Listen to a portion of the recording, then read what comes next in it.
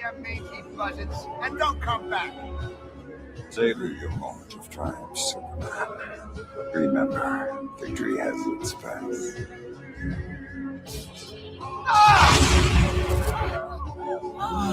Murderer!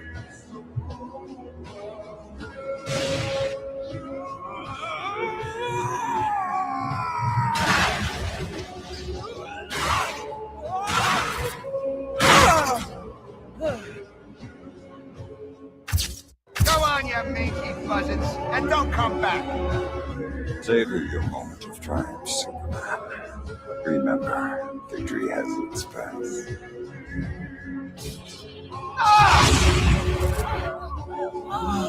Murderer!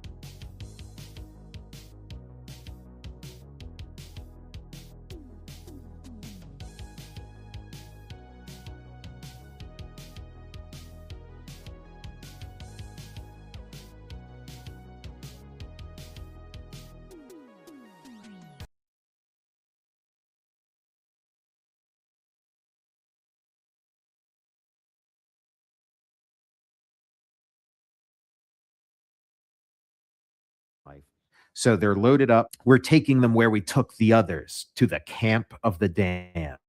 It is not the first of its kind seen on earth, but Desaad is the master of this one. Even as justifiers make a mockery of life, Desaad plays with death as if it were a fine art. I wonder what sort of masterpieces he'll make of these brats. So, I mean, Kirby is always very careful to note that.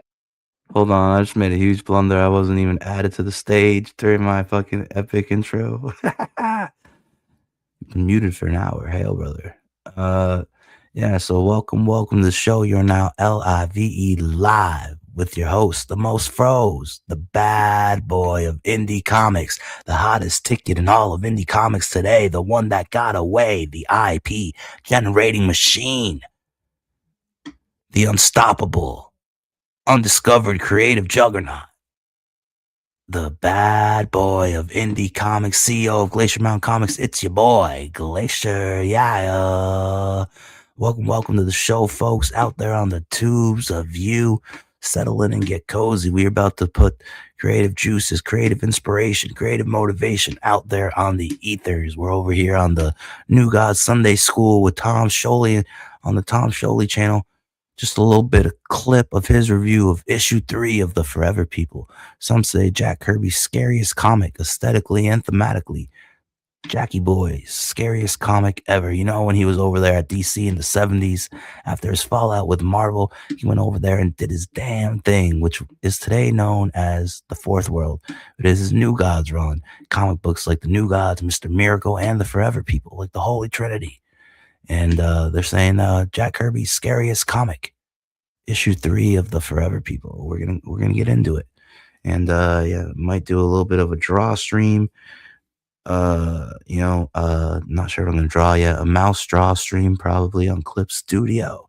And when I get to the draw stream portion of the show, I probably might go ahead and drop the call-in link in the chat. Also, keep in mind that my PayPal is in the banner scrolling across the screen below, as well as my Twitter handle. Go ahead and follow me on Twitter if it's your thing. Looking behind the curtain, seeing works in progress of all the comic books we have in production. You never know what you're going to see. Layouts, pencils, inks, full color pages. You never know. Conceptual designs, character designs. So, if that's your thing, follow me on Twitter. My handle is in the banner scrolling across the screen below. Also, we are accepting donations at this time to begin production on issue 2 of Sledheads, my debut comic book to the world. Issues 1 and 2 of Sledheads combined in a hardcover. Issue 1, art complete, 60 pages in the can. Yeah.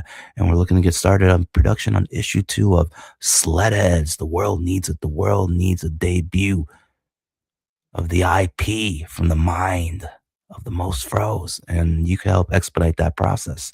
Get us started on issue 2 production today by sending donations via paypal.me/glacier8888. Again, that's paypal.me/glacier8888.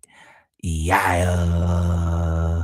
So that's what we got. That's what we got here playing tonight, folks. Also, today's read through review and draw stream with Glacier is brought to you by V5 Boutique Marijuana Vapes with the live liquid rosin diamonds, now equipped with low and high voltage options. That's right, baby.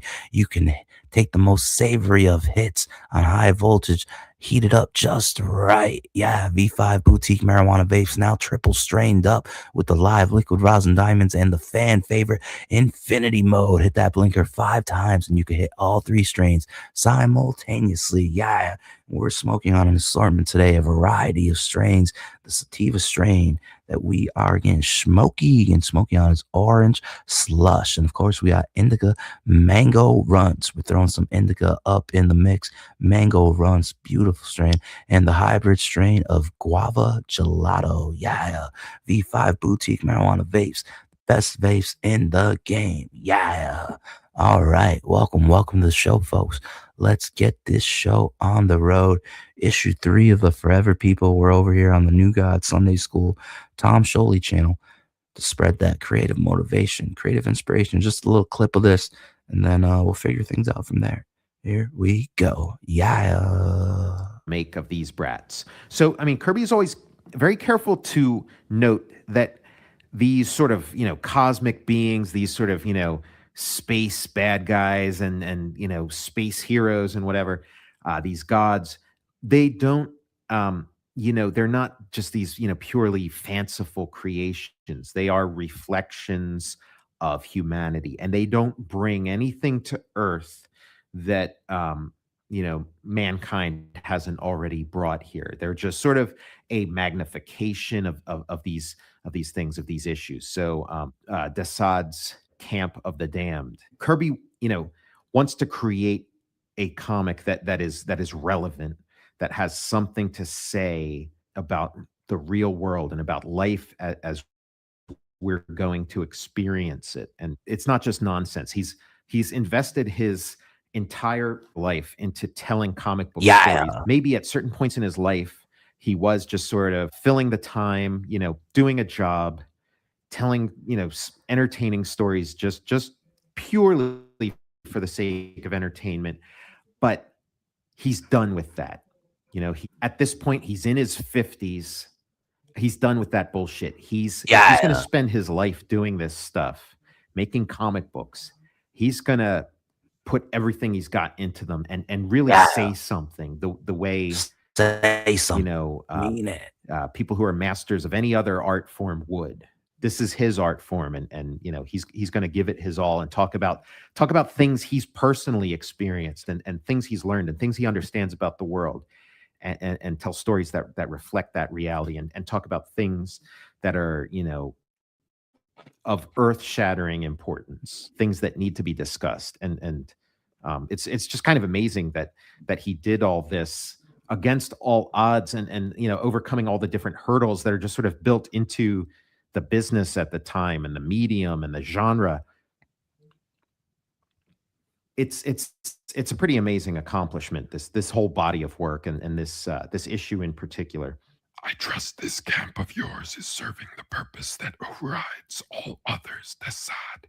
So basically, Darkseid's asking, like, okay, Desaad, you're not, this camp doesn't just exist as cruelty for cruelty's sake, to sort of entertain you, because Desaad is sort of the embodiment of this sort of sadistic approach, the sadistic worldview. He wants to make sure that there is some method, there is some overlying strategic goal, which is what Darkseid's, which is very important to Darkseid, as we saw with the contrast between Darkseid and Mantis in the previous issue. If the mind you seek to contact is among those at my camp, it shall soon give up its secret, great Darkseid. But surely you can't mean, surely not even the great Darkseid believes in the existence of the anti-life equation. Why, if one could master such an equation, he could control the minds of all living things in the universe with a mere word.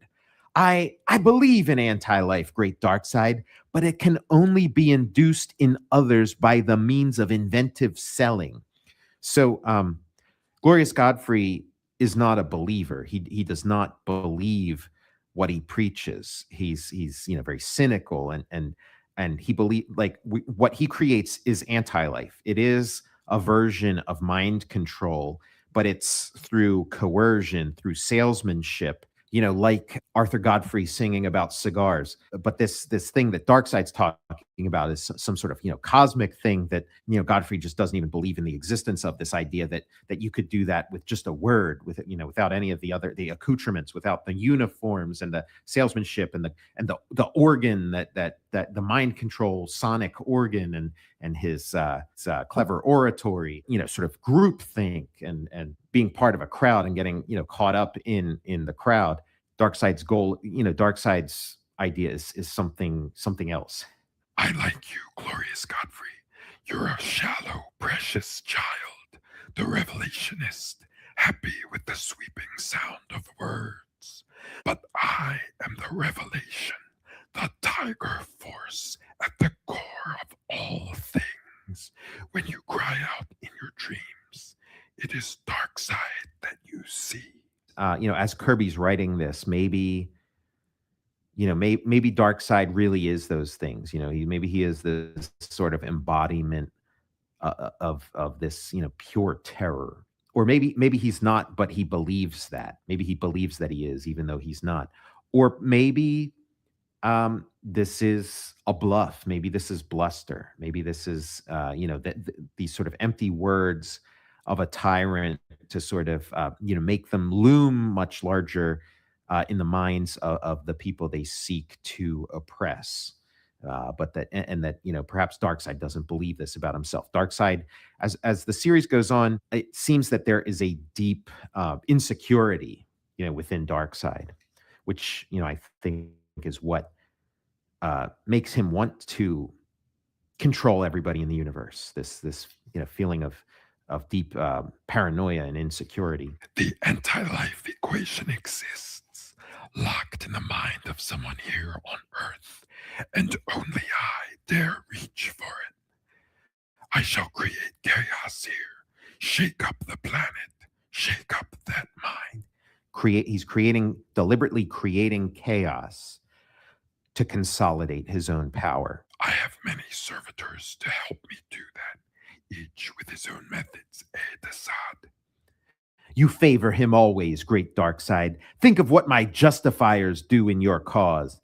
I beg to depart from this petty situation, sire. So sort of more palace intrigue, people competing to curry favor with Darkseid. And Darkseid keeps all these characters around him because he finds each one useful in a different way, useful to sort of, poke and prod the minds of the people on Earth, one of which, or a few of which may contain this anti-life equation. And he sees, people like Glorious Godfrey and their real world equivalents as evidence that this anti-life equation must exist, and it must exist on Earth. It must exist in the minds of human beings. You're a loud, petulant bumpkin, Godfrey. Like all revelationists, you've got imagination, but not finesse.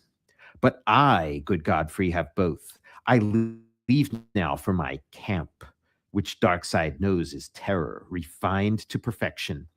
Desaad is soon on his way aboard the same aerovan that carries his captives, the young forever people.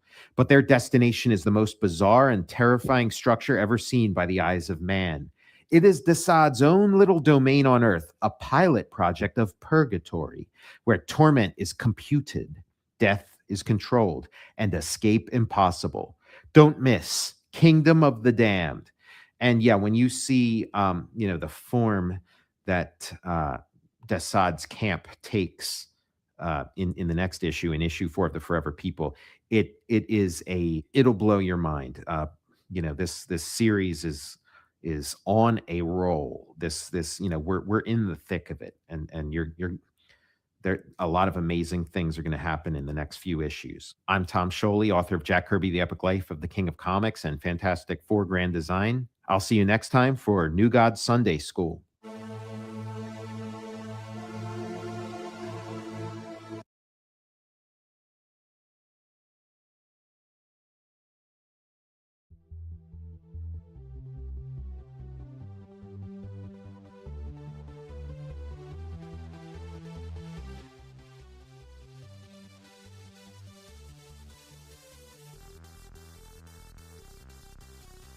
Alright, so let's try this draw stream for a little bit. And then I'll get to opening up issue 3, doing a read through review. Let me close this. Let me figure out what I'm going to draw first. Let me look something up.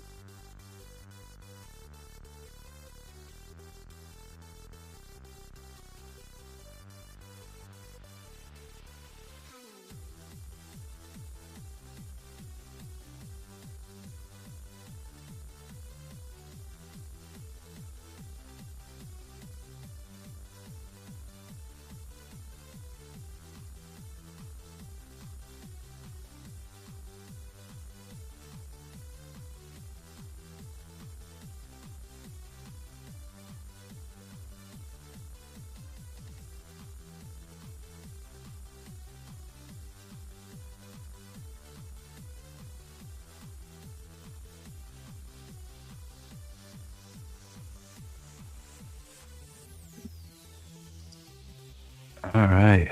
I don't know what I'm gonna draw yet, but let's get it started.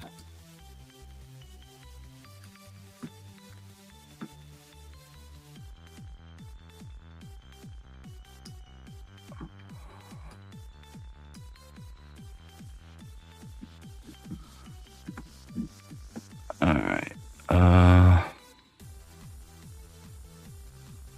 G pen.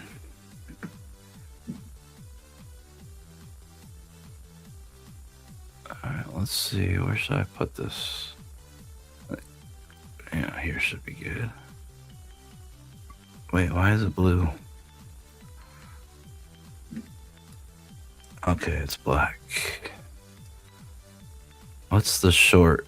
Okay, Command Z.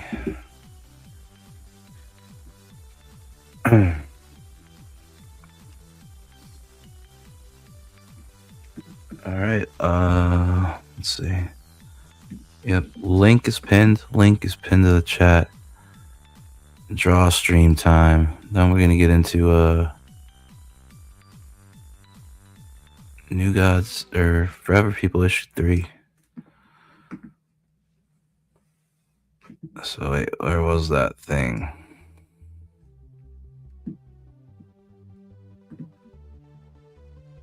Right here. Should I draw Cyberfrog? No, what if I make up a Cyberfrog villain on the fly? Make up my own Cyberfrog villain?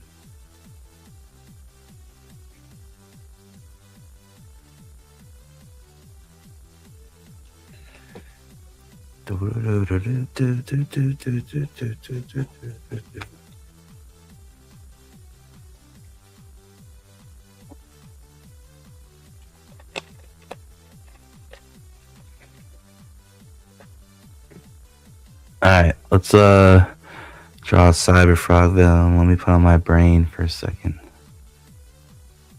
A Cyberfrog villain.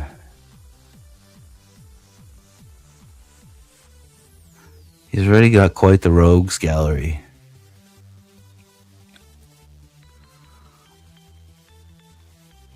Oh, I don't know. Maybe he already has one, but what if Cyberfrog had an aquatic villain?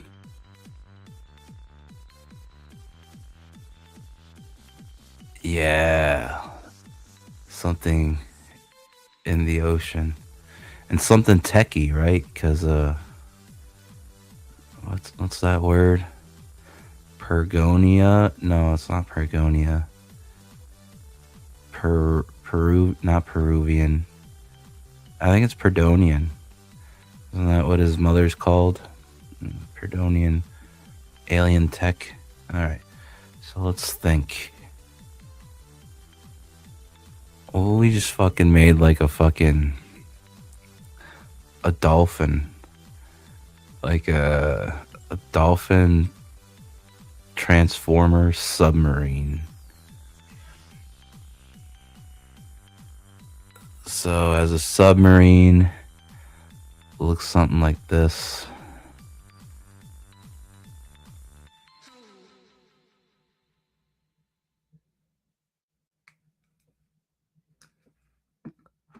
It kind of looks more like a sperm. I don't think I'm that good with the dolphin, but I kind of know what I'm seeing in my head. So there's that.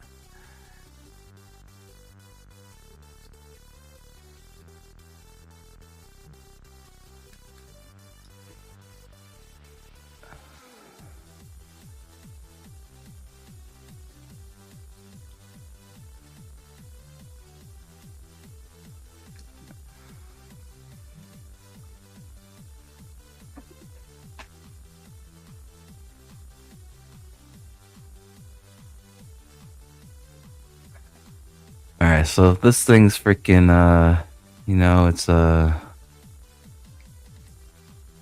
it's able to go as far under as a submarine. I imagine it'd have to have some kind of jet-powered rotor. But anyways, so let's see. Dolphin. But, freaking the window would probably be right here somewhere.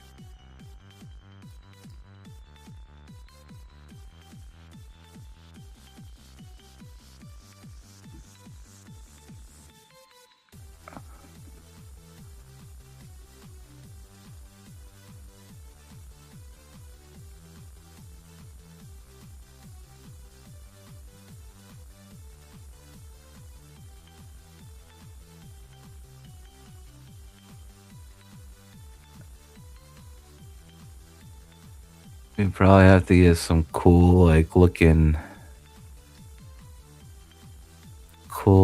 headlights designed.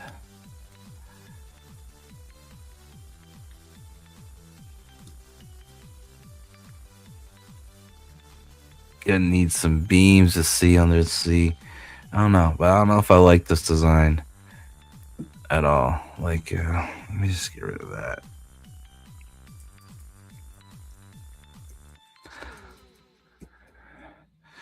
We're gonna start over, but we got the general idea. We need a fucking dolphin. A dolphin submarine.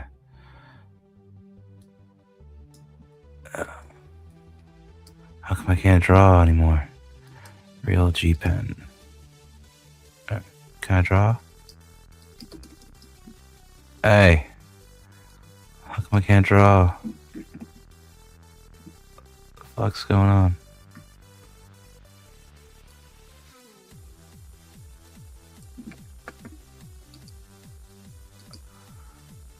I gotta open up a new one or something?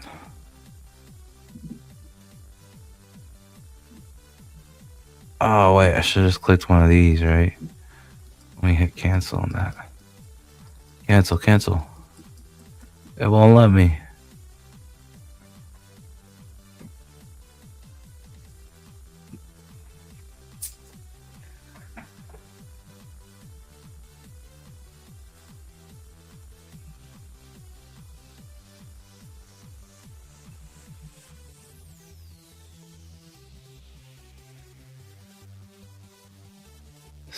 Stingray. Marionettes.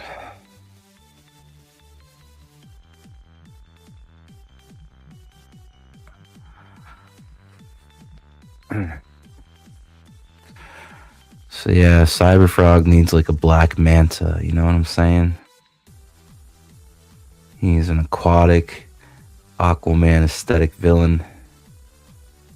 We're gonna bring that to life as soon as Clip Studio loads here. There we go. Oh, is it ready? Why is it loading 100 pages? I didn't ask for 100 pages. Or did I? I don't even know how to work this thing.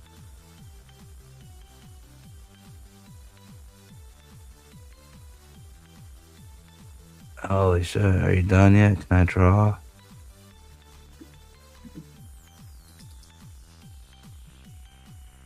Alright, can I draw?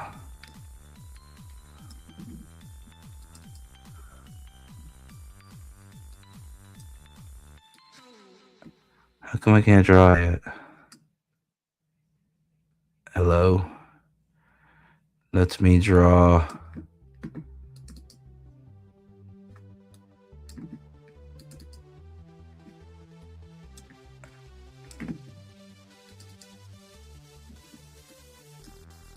Can I draw? Why isn't this working? Switch to the blue. Okay, there we go. We're back in business. No, I'm just kidding. This isn't gonna be a Cyberfrog villain. But okay, let's so I need a submarine that looks like a fucking dolphin.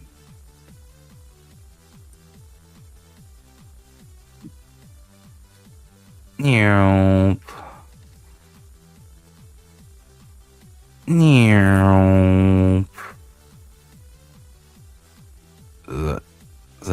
dolphin's tail? No, we'll come back and fix that, but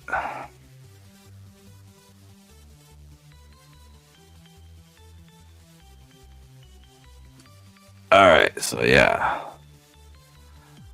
This is Alien Tech Cyberfrog villain.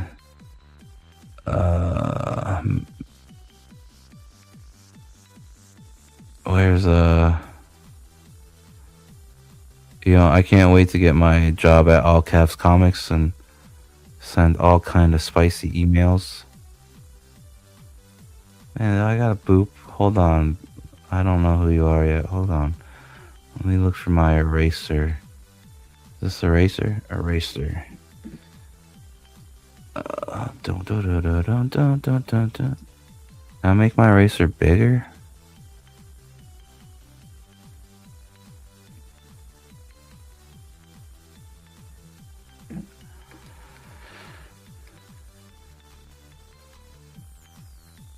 Bum bum bum bum ba-da-da-da bum bum bum bum bum bum.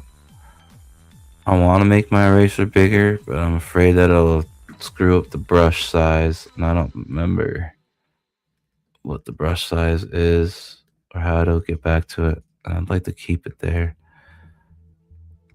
because it's kind of good size right now. Erasing all the black dots. I can't tell which ones are on Clip Studio and which ones are for me coughing and hacking at the screen. You know what I'm saying? Oh shit, it's chipping out. There we go, we're back. Okay, now how do I get the G pen? No, pen. Real G pen. Alright. Let's figure out this tail situation. Maybe it should look kind of techish. It's probably gotta have fatter things, you know what I'm saying?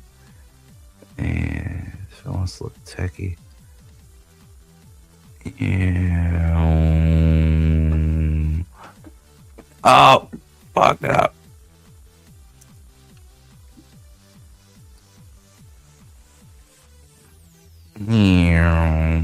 Oh, it keeps happening. I gotta move that fucking thing. It's gonna be all nice and fat, like, you know what I'm saying? Yeah. There we go. And then this probably have like all kind of like, weird techie stuff. Look all sci-fi techie.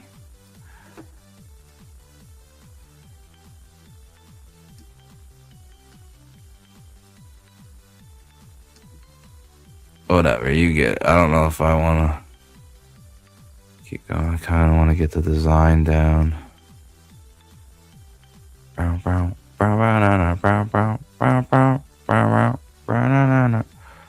Zoom out. Yeah. Cyberfrog villain. Submarine. Transformer. This would be like a racist dolphin paying homage to the actual racist dolphin actor of Hollywood, Flipper. Flipper the dolphin was racist. Okay, let me check my boop.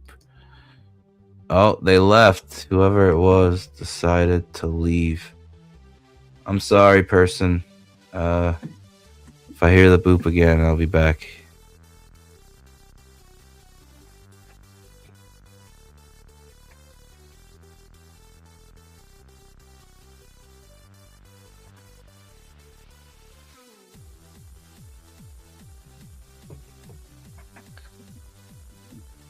Alright, so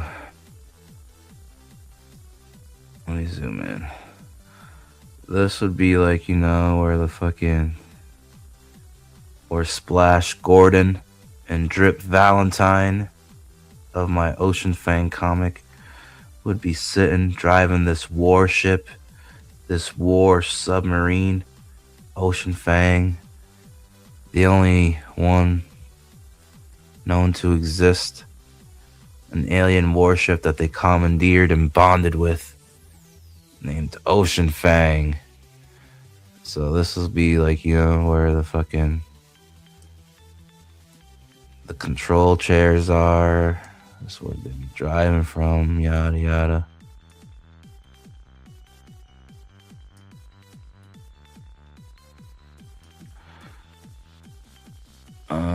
So this is where Drip and Flash would be. So I guess you could have the periscope. Obviously you need a periscope if you're a submarine, you know what I'm saying?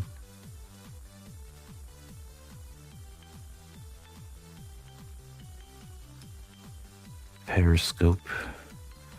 And there's obviously got to be a dolphin's fin somewhere, right? It is a dolphin.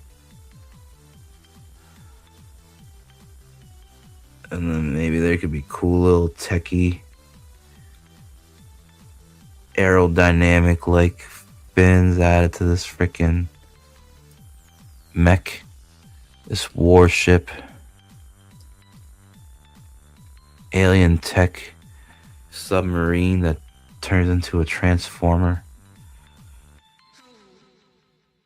Yeah, this is definitely not a Cyber Frog villain. This is for me now. Boom, boom, boom, boom. It was worth a shot. But I imagine this is the kind of retarded drawing that I would do. And then I would try to do it like 2 or 3 more times till I had a final version. And then I send that to a concept artist, a designer, and get back my character designs to begin work on my comic books. Boom, boom, boom, da, da, da, boom, boom, boom, boom, boom, boom. And just, you know, since it's a transformer, there's got to be some kind of weaponry on this bad boy. I wish I knew how to like draw a straight line though, like a ruler. But I'm also drawing with a fucking mouse. But I'd imagine there'd be some kind of cylinders, you know, right here, like fucking maybe double-barreled cylinders, and they lead back to missile launchers or torpedo launchers on the side of our fucking submarine. God, that's ugly.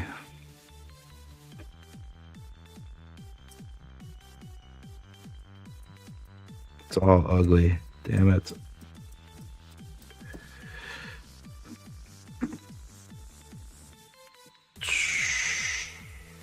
Okay. That's pretty okay. This is like my skills are on par with Duck Boy, a Lasmat, the lispy Puerto Rican, creator of Road Warrior Drake.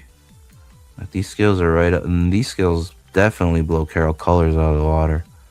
Carol Colors ain't got shit on this, you know what I'm saying?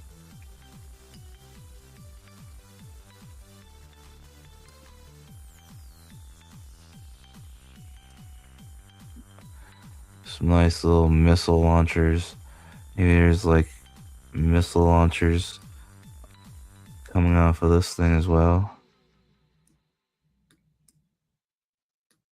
Boom! Launch that freaking torpedo. Yeah. Oh.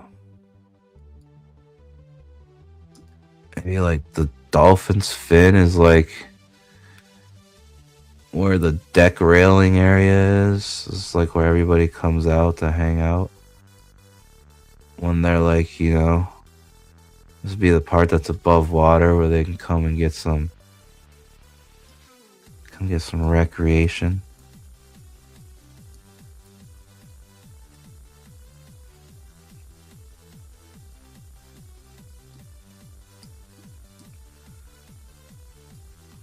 Maybe he's got a mouth too, you know?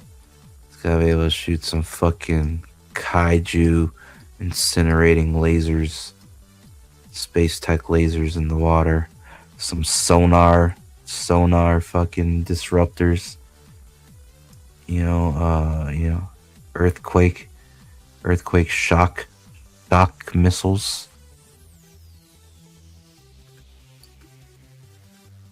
I don't know, I'm sure some artist that's good at drawing mechs could pimp out this concept, make it good enough. Okay, so now we're moving on to how he looks when he transforms from submarine mode into Ocean Fang. Alright. How do I get a blank page up? Or do I gotta go like this? Hey, how do I open up my blank page? Do I gotta scroll down? Or do I gotta scroll this way?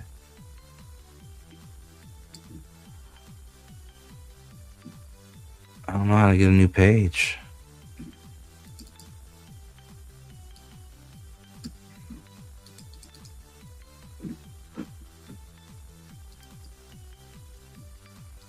Isn't it good that I'm not an artist? How do I open up? There we go. Yeah. Woo! We're back in business. Alright. Let's draw how this thing would look. A dolphin transformer would look. I'm only doing this so...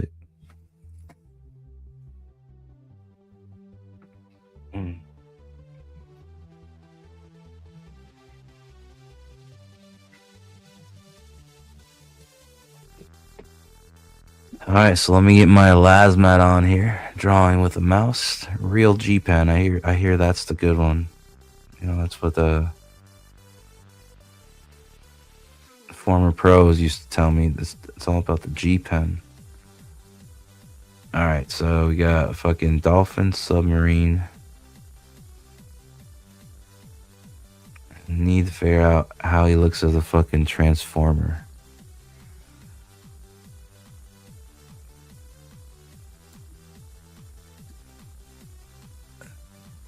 He's gonna have one of these heads, but then like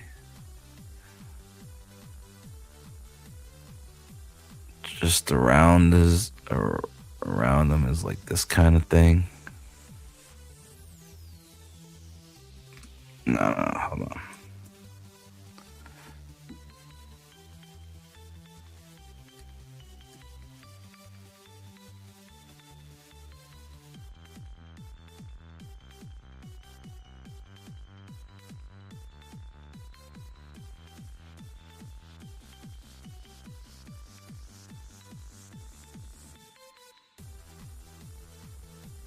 So you got these kind of transformer eyes.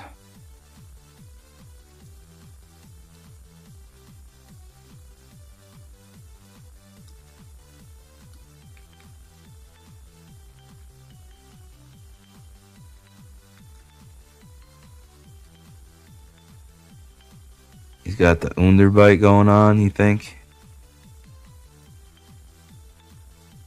This is the freaking war submarine, the warship.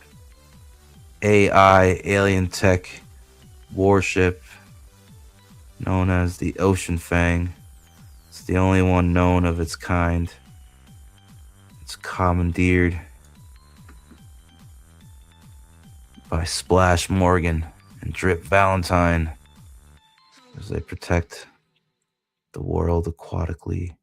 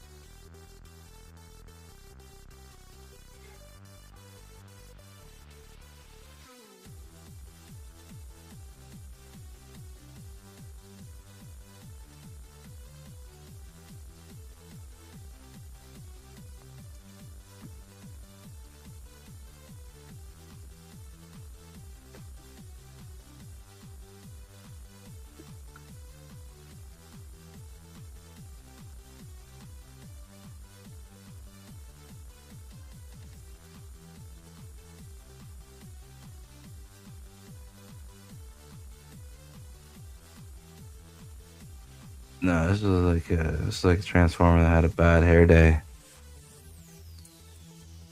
Should I just pull up a reference? Stop trying to go from scratch? Or do I trust myself to design another fucking groundbreaking IP submarine that goes transformer, sentient AI, warship, fucking weapon, only one of its kind, can dive in the ocean like a submarine, transform into a fucking mech. Well, let's just fucking...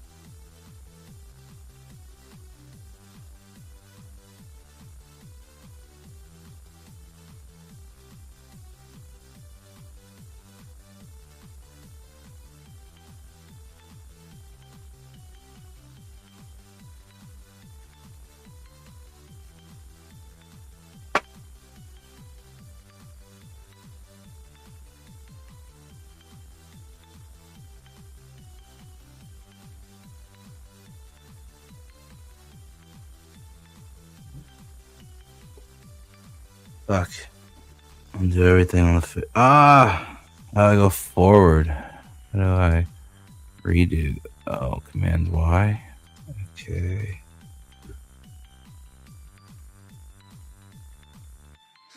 No, Command Z that bitch.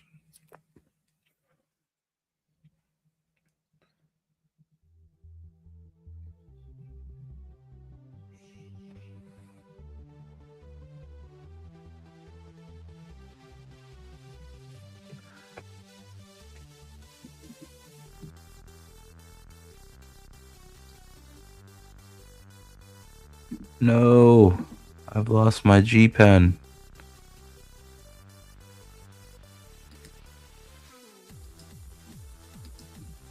Am I back?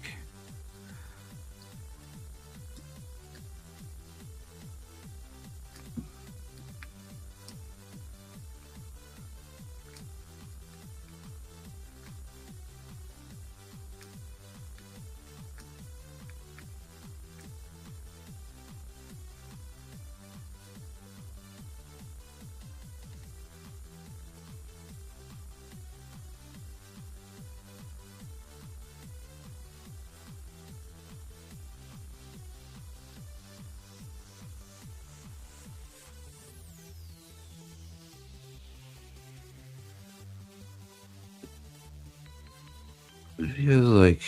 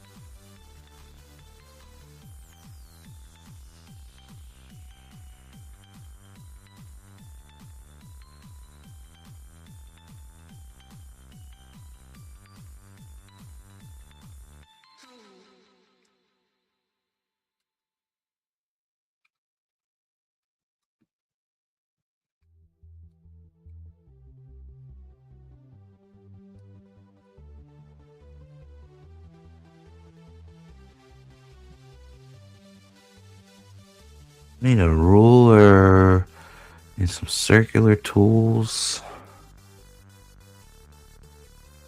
Alright, so his pecs will probably come out here.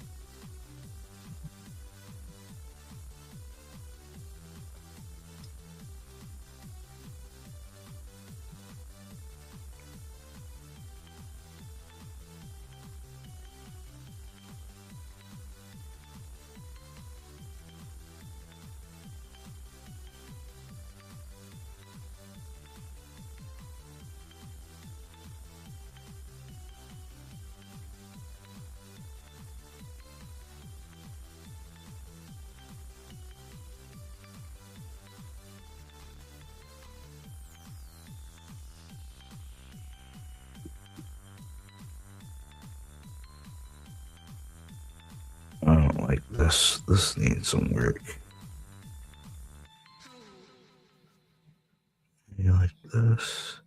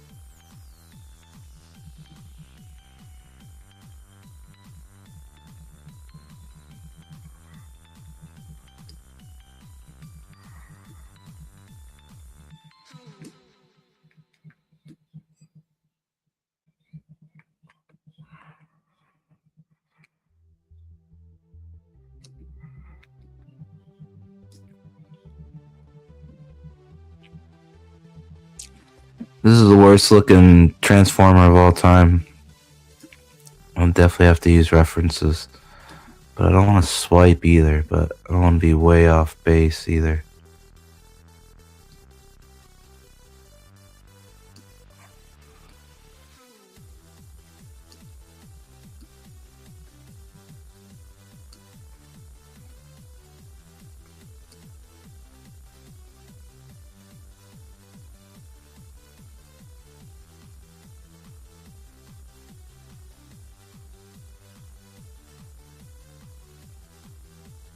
Can't draw the fucking mouse to save my life. New page. Alright, hold on. I'm gonna look up a reference.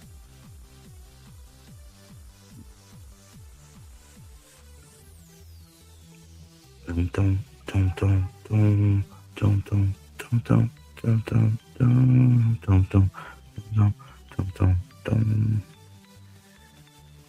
Let's see.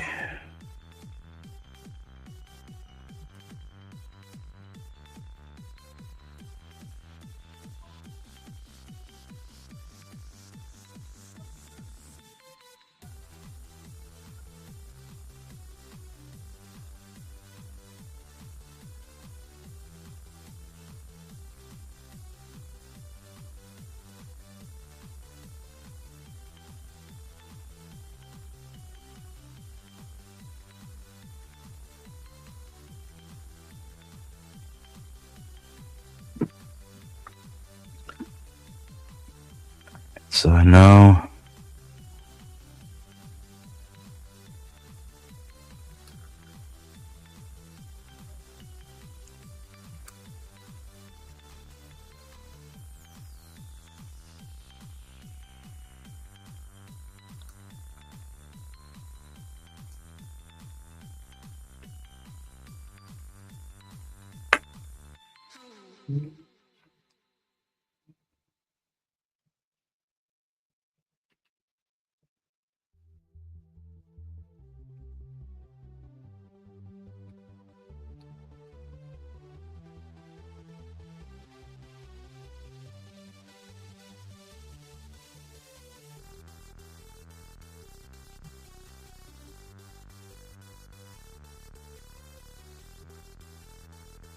well, now that I drew the head that fucking big, fuck.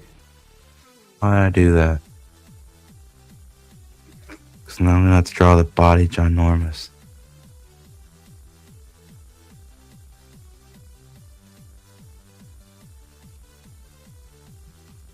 Alright, that's a good starting point. Let's see. Do some shit like this.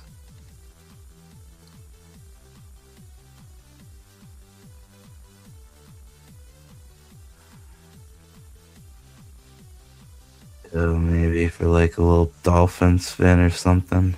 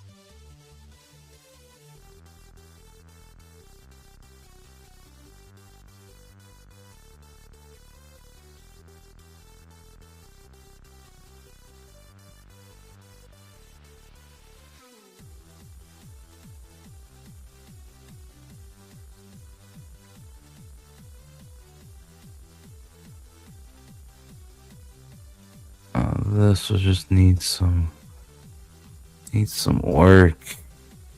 Yeah.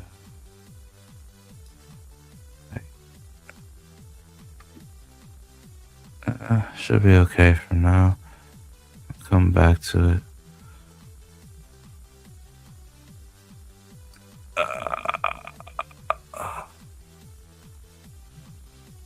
Okay.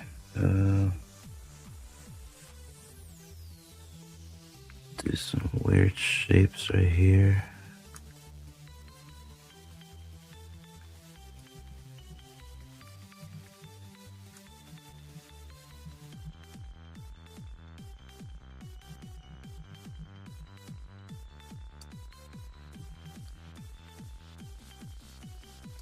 Okay, so we got the head. Still kind of big. Maybe we should add some shit like this. And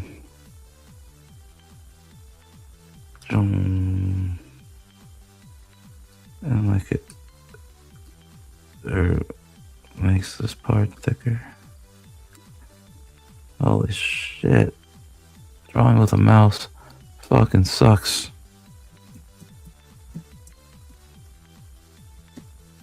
Ah! What did I lose control? Why that bitch? Oh shit. There. Okay, so let's think. Body's gotta be big now. Alright,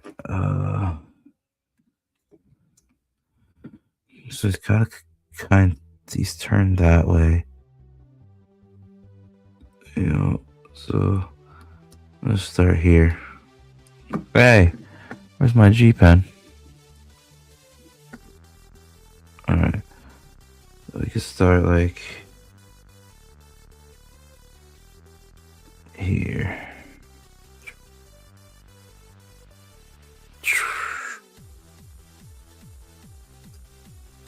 No, it's too long. Just throwing it up a bit. Okay, now I can see good. Yeah. No, still too fucking long, I think. I forgot again. Where's my picture? Okay. There. That should be okay. Alright, so all this... There's gotta be some kind of fucking robot torso bigger than life. Because the head is so freaking big. I'm gonna go fucking ginormous with the shit. Alright.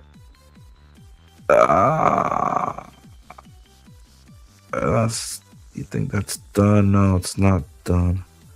There's more torso right here.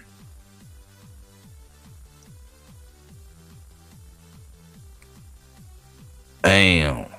Alright, that looks fucking retarded.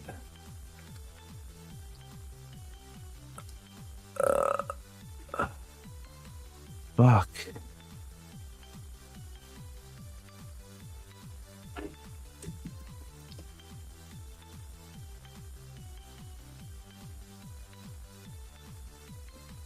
Yeah, let's try some shapes.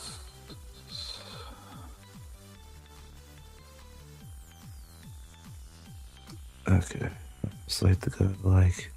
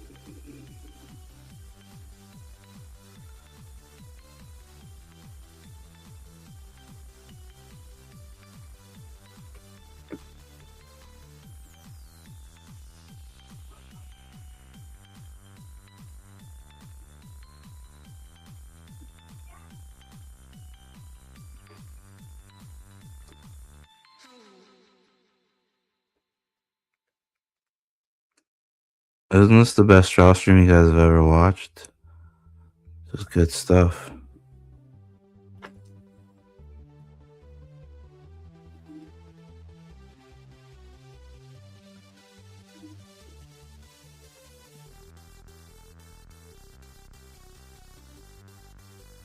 Alright, so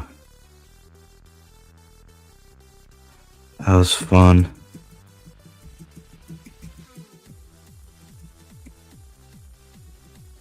Figuring things out a little bit. But now we're gonna go for it.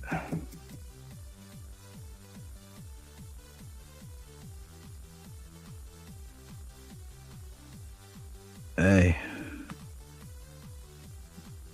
Okay, let me see. Fucking A, YouTube, you're a piece of shit. Okay. It's not there. Here.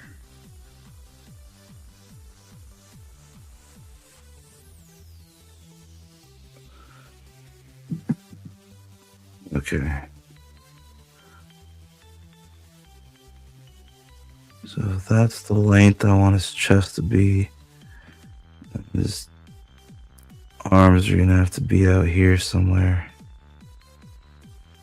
And let's put it in like a tilted position. So it'll be like a cube that's like this.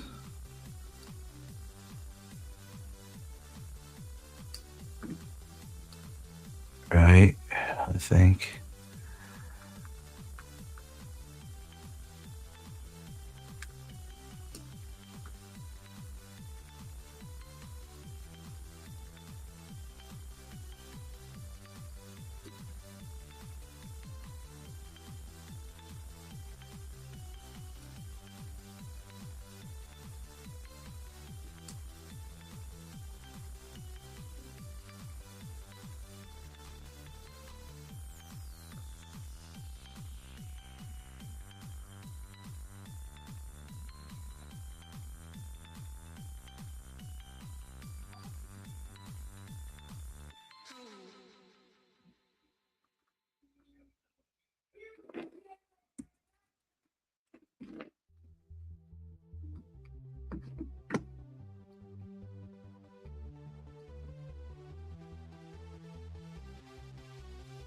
And then like a smaller one for his bicep.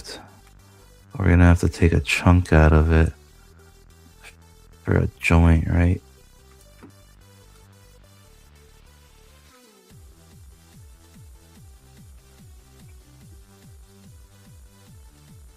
So there's probably some kind of spindle stuff right in here. Some jointage.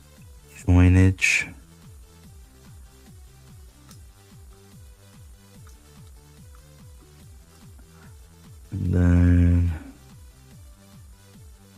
guess we can get wide with it then. Let's see. Start this one out here.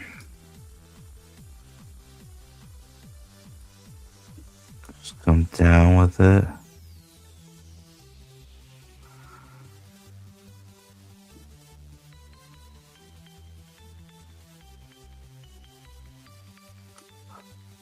Boom, boom, boom, boom, ba-da-da-da, boom, boom, boom, boom, boom, boom.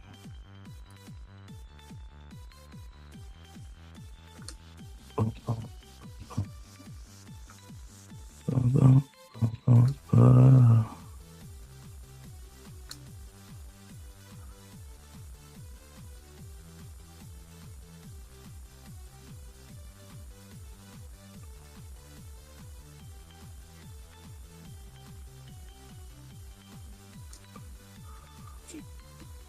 And this is just fist that I can't even draw because it's going off the paper.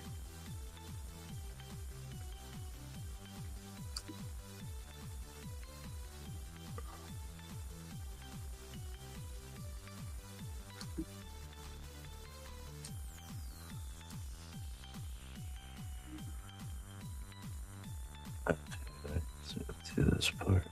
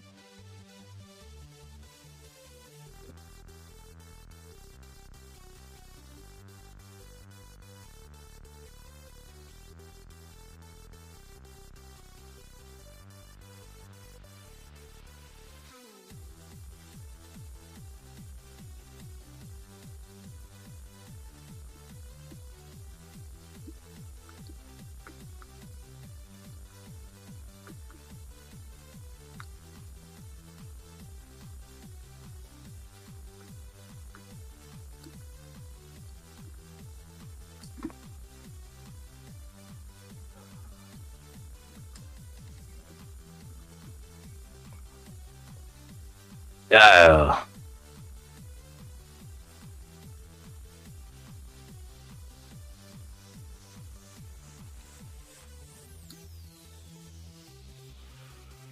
Some Transformer pecs.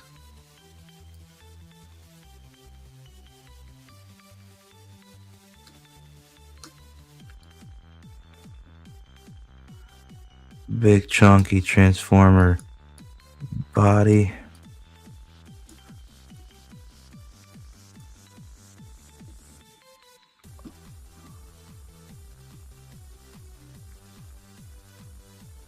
Big waistline.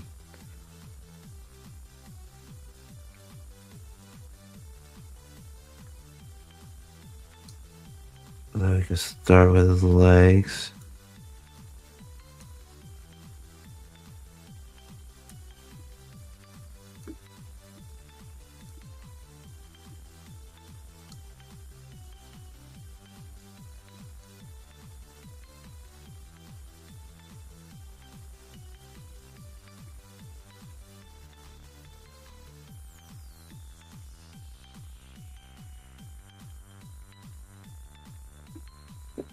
Now we gotta draw his other arm.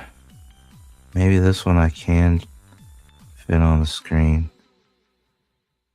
Little tiny box.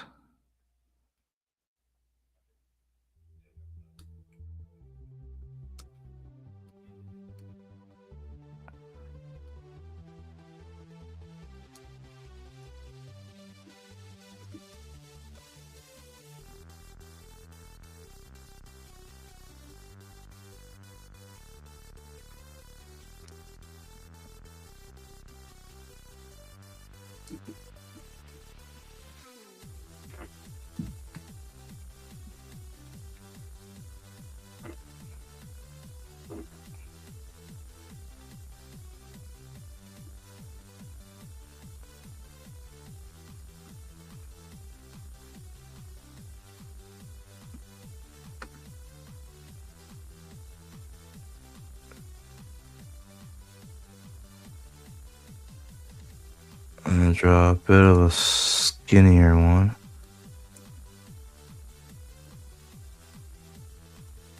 Right?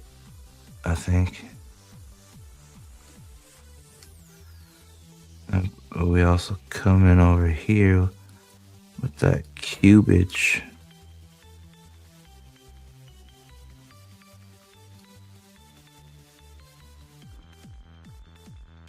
No, wait, it's supposed to be skinnier.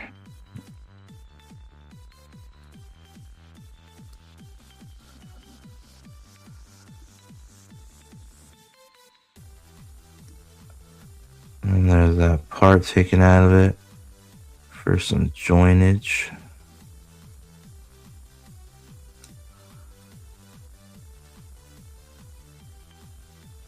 Candy corn joinage. And then this one we get super fat on.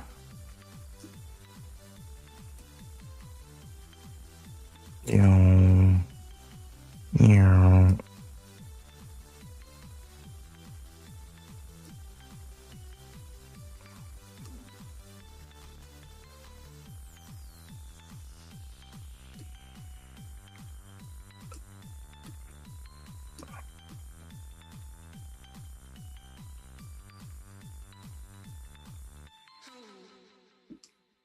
This looks horrible. I don't even want to see what this is. The final result of this is. Ew, brother, ew.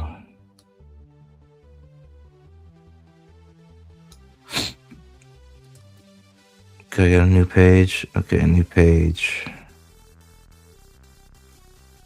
Transformer. Ocean Fang head. It's gonna have to have some kind of dolphin thing.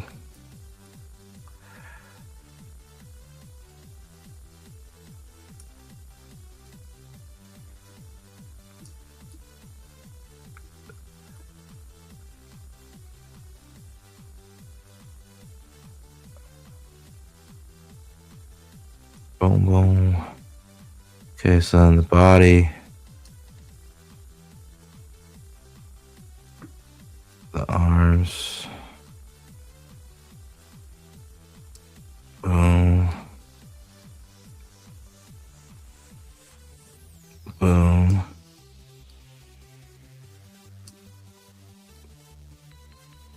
boom.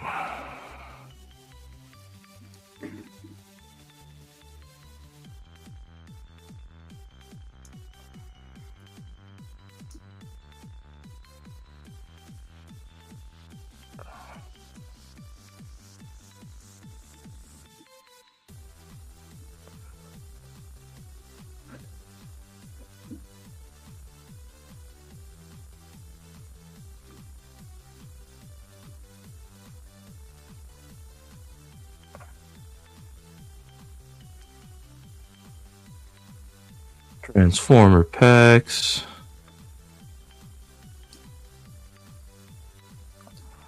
And maybe this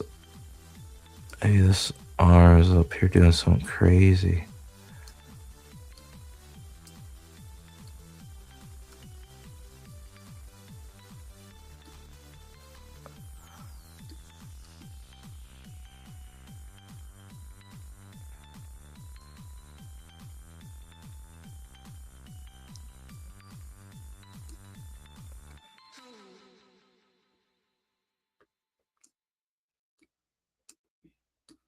Troop.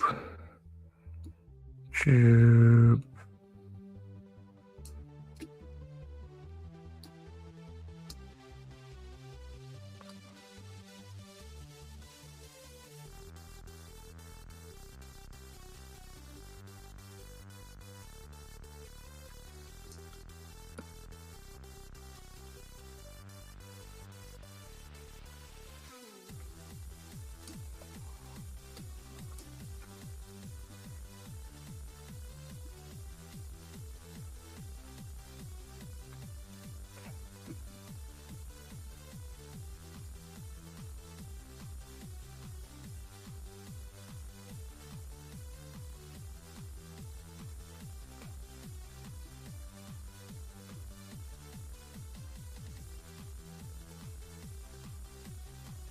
This is the most retarded transformer. I thought the other one was. This one takes the cake.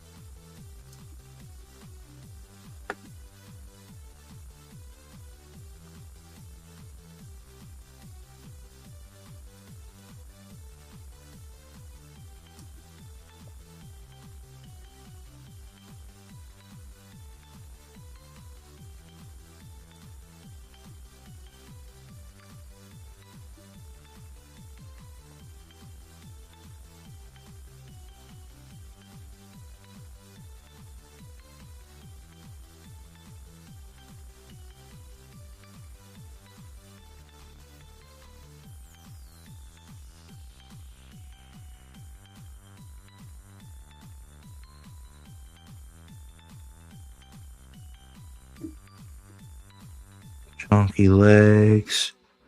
Chunky legs.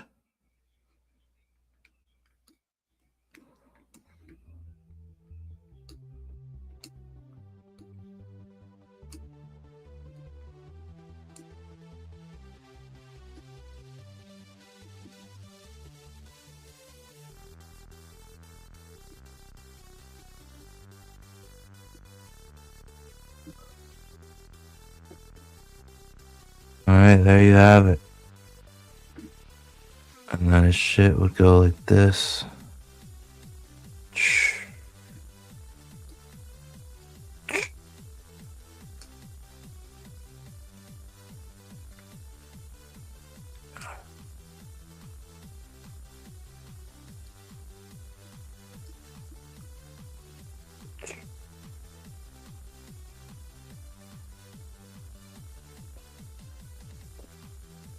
There we go. Sound effects are very important when you're drawing.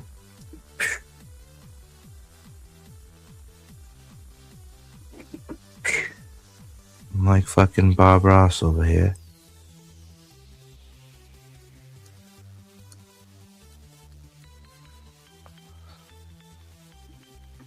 Alright, somehow this motherfucker transforms into a fucking submarine. And he's got this alien Perdanian tech that was, frozen in the ice caps.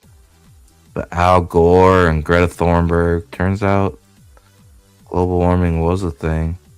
And because of that, this warship was recovered from the melting ice caps.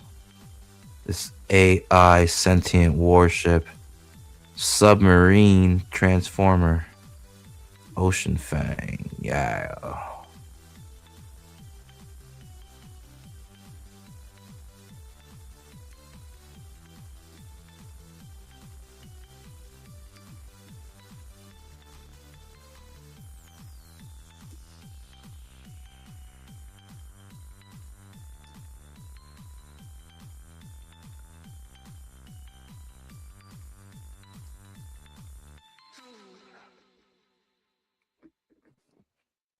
Holy fuck.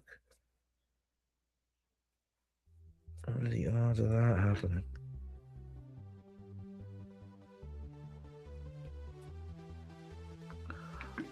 Alright, so this guy transforms into this thing. Yeah.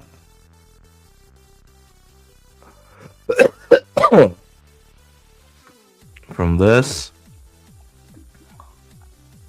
to this. Or this. Alright. That's the draw stream portion of the show. Let me go ahead and quit this.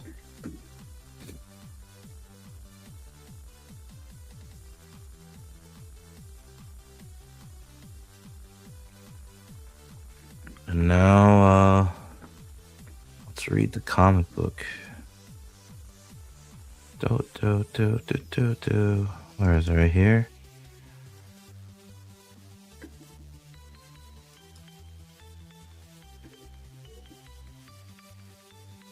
Oh, no. There it is. Forever People.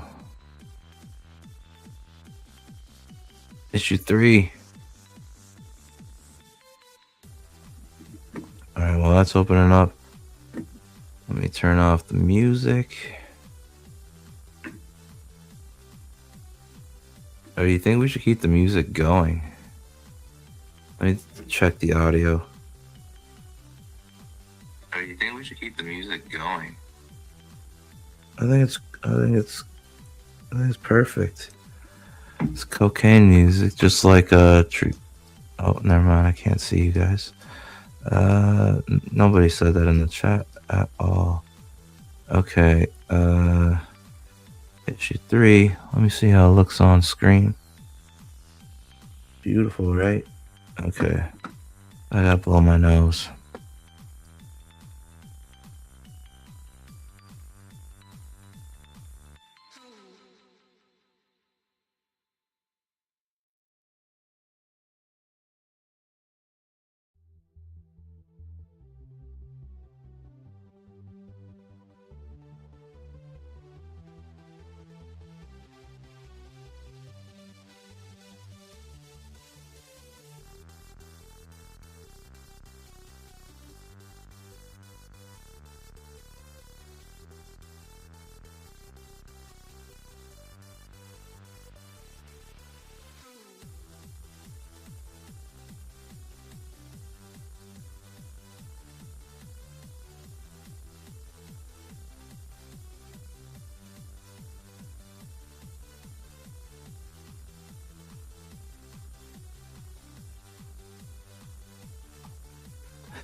All right, folks, we're finally here. We're going to read through and review issue 3 of the Forever People, Jack Kirby's scariest comic. When he fell out with Marvel, he told Stan Lee, "Oh, you want to take all the credit? I'll show you who can write. I'll show you who can design. Hold my beer, Marvel. Watch me work. Let me cook." Jack Kirby went to town. Some of the most sacred, high-praised Jack Kirby body of work ever. New Gods, The Fourth World over at DC. We're going to be taking a look at the Forever People, issue 3, which some say is Jackie Boy's scariest comic ever. Yeah. All right. You are now live, LIVE, with your host, the most froze, the bad boy of indie comics. The hottest ticket in all of indie comics today, the one that got away, the IP generating machine, the unstoppable, undiscovered creative juggernaut. CEO of Glacier Mountain Comics. It's your boy, Glacier. Yeah. All right. Let's get started. Forever People, issue 3. Nice corner circle. I dig that instead of the corner boxes. They believe, they judge, they kill. Beware of the justifiers. Their next victim may be you or the Forever People. Live by my rules or die. With the Forever People are running away from a new foe. This is Mark Moonrider. It's the brainchild of Glorious Godfrey.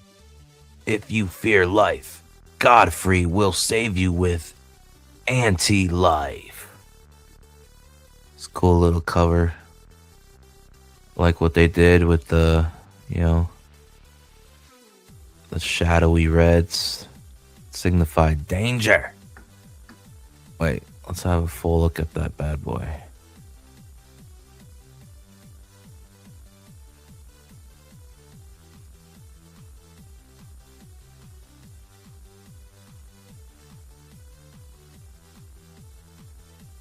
Alright, so issue 3 of the Forever People. Let's find out why people say it's Jack Kirby's scariest comic book. Look at that beauty. Beauty.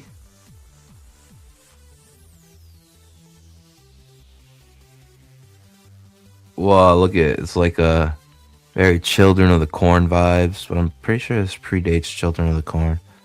This is like a, hive mind, groupthink, being a part of the crowd, being brainwashed. He's kind of symbolized by their blank, the whites of their eyes being the only thing visible.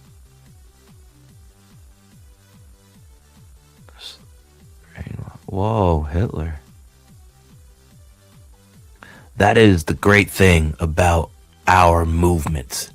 That these members are uniform, not only in ideas, but even the facial expression is almost the same. I guess that's a quote from Adolf Hitler. Jack Kirby Jewish, and he's he's putting this Hitler quote in there to really, really sell how villainous I almost said Gilbert Godfrey. Glorious Godfrey will be. Yes, sir. It's the truth. Glorious Godfrey is speaking the truth, says this brainwashed, mustache-having Burt Reynolds look-alike. He's voicing what's in our hearts. Tell it, Godfrey.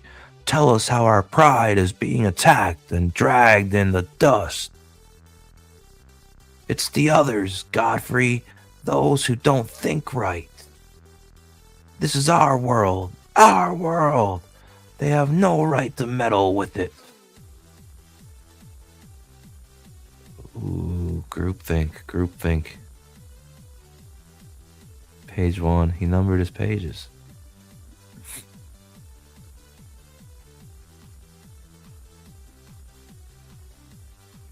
So we start with a splash page. Set the scene. And then double splash. 1, 2, 3. Did he number 2? Let me see. Did he number 2?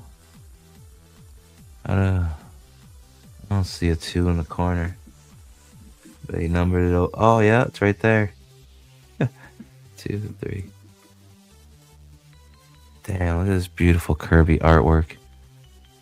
And this is Glorious Godfrey's mind control organ.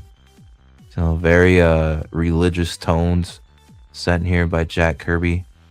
A sci-fi mind control church organ. Guess that's how he controls the hive. Yeah, guys up here on the castle. He has some kind of pulpit, some kind of podium. Speaking his message to the world. I guess this is the Justifier. This is how their outfits look. Purple and reds. I guess what I've learned from New God Sunday School with Tom Sholey is like when Jack Kirby had a complaint at Marvel that a lot of his characters were like, the color choices, the color palette was dark. So when he came to DC, he was like, no. He's telling them like from the jump, but he wanted the use of primary colors on his heroes and his villain. He wanted primaries. Just to take some bold choices in the 70s when he had that chip on his shoulder telling Marvel to hold his beer. All right, so here we go. Look at those green, ghastly music notes. Yeah. All right. The one who seeks believers must be a believer himself. And such a striking and vigorous... Fuck, I can't see. My microphone's in the way. And such a striking and vigorous dynamo of belief is Glorious Godfrey. In a troubled, fearful world, he faces his audience with his truth and fire, which is magnified by an awe-inspiring setting. Let's see the signs that these guys are holding over here. Life has pitfalls. Anti-life is protection. These guys are really selling the idea of anti-life over regular life. Life will make you doubt. Anti-life will make you right. You can justify anything with the anti-life. Judge others, enslave others, kill others. Anti-life will give you the rights. Holy, some radical thinking and Godfrey propaganda going on, right? Page 2 and 3, the double page spread. Let's see what Glorious Godfrey is saying here. I hear you, right thinkers. You're shouting anti-life, the positive belief. Listen as the great organ catches your words and finds the wonderful music in them. And what am I? Glorious Godfrey, but another poor instrument that vibrates to your message. And I say, come to me, and I shall give you the power to wield death. Oh, wield death, wield pain. You can be justified if you wear one of these. The Justifier helmet. I like the organ player too. I'll dig his getup.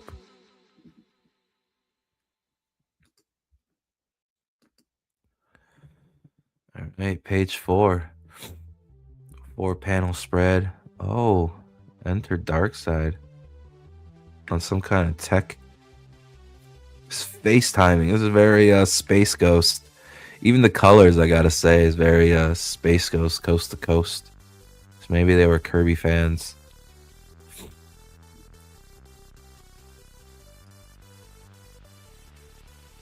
Yes, friends. Though life is ever filled with those who threaten us, it is anti-life which gives us the power to eliminate them. You tell him, Ginger Space Ghost. The Holocaust. Oh, God. I better not get yeeted by YouTube for this. The Holocaust is coming. The day of apocalypse on Earth. The day of Darkseid, who brings this power for only us to use. I like the scritchy scratchy of white and blacks because it makes it look like he's screaming and maybe possible spit in his mouth. But also he's got the Apocalypse Orion styled fuzzy Jack Kirby Fourth World eyebrows going on. Oh, Stone Face Darkseid. Who was inking this one? Is this a Coletta? Wait, did we get a credits page? We didn't get a credits page yet. Oh. Wait, does it come after? Let me see. It's gotta, right? Oh, yep, right here. Written, drawn, and edited. Yeah, this is a Vinnie Coletta issue. No wonder it's got the horror undertones. Everything he does to Jack Kirby's pencils is like horror, like mystique, scary. Even though he leaves out a lot of extra detail, just the way he frames things with his choices, like, makes Jack Kirby's work seem like this could be a horror comic book, you know? Alright, let's get back.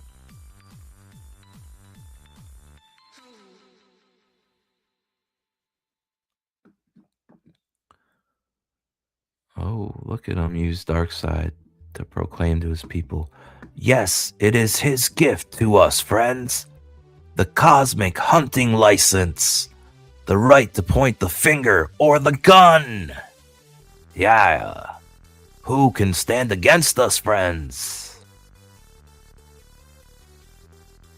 This random guy, he's revealed, like, this guy's pulling back the curtain. This is like sci-fi Wizard of Oz, this panel.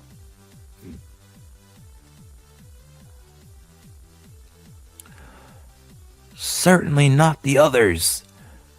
They can be recognized for what they are, but not us, friends, not us. When we wear this helmet, we feel unified. Unity. Glorified. Justified. Up in here, yeah. So Glorious Godfrey, obviously, like it's like the fucking OxyClean ShamWow type salesman, but mixed with like preacher. Son of a preacher, man. Step up, friends. Take your helmets. Be superior. Be fierce. Be a justifier. It's Darkseid's gift of anti-life. It's the happiness package. This guy's selling them dreams, selling them membership. Belong. Good stuff. Wait, I'm just gonna see how many pages.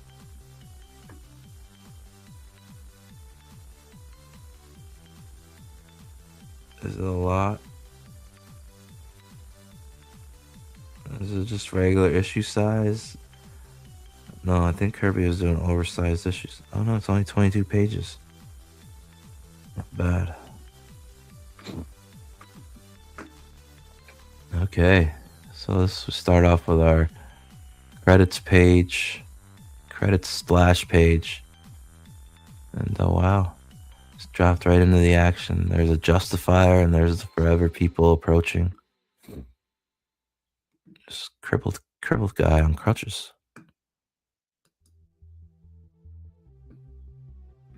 From the last issue, one of the ones somebody he saved. Wait, what the fuck?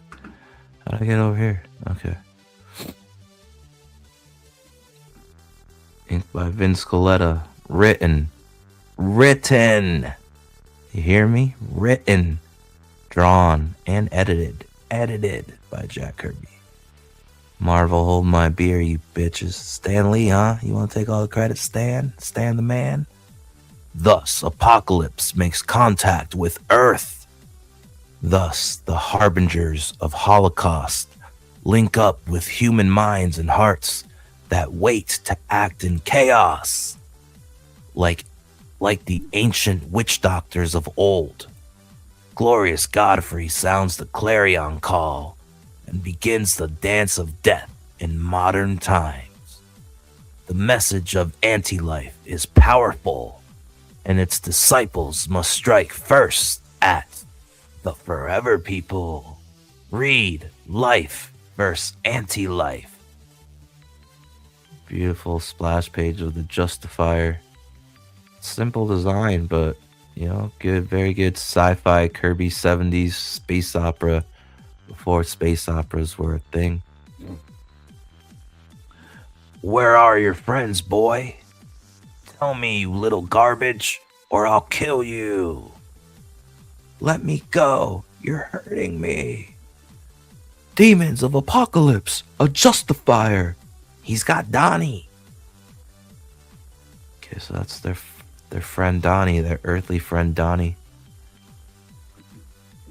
Viking the Black, Beautiful Dreamer, Mark Moonrider. Whole gang is here.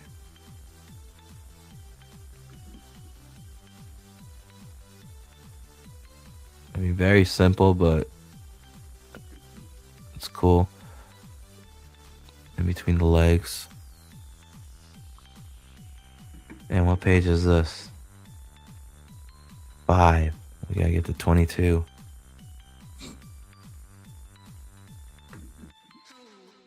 Alright. Oh, 1, 2, 3, 4, 5. 5 panel spread.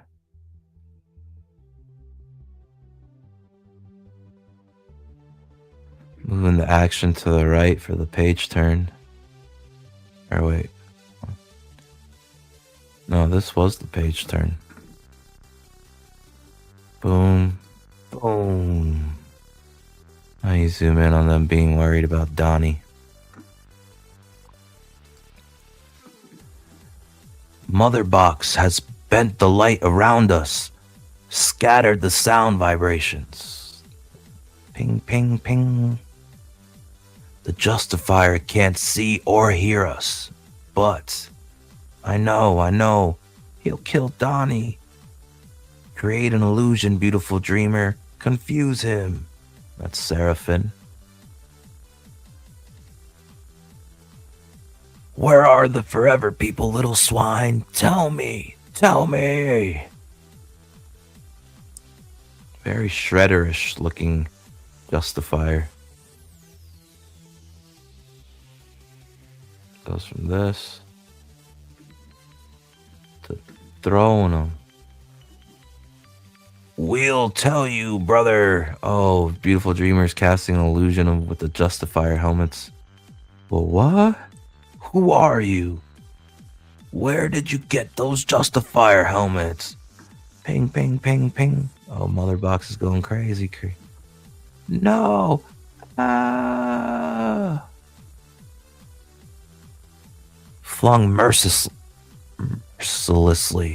mercilessly to certain injury, the invalid boy finds his fall suddenly arrested in mid-air. Don't be frightened. Mother Box acts to help you. Ping, ping, ping, ping. Viking the Black. And Moonrider too. Hang on, Donnie. We've got Donnie. Bolt for the blue. The question is, can we make it? Of course you can, Bear. What kind of question is that? But very, a lot of good energy in this panel. It really feels like they're running for it. Interception. Even Seraphim in the foreground adds to the motion. Draws the eye here. Beautiful stuff.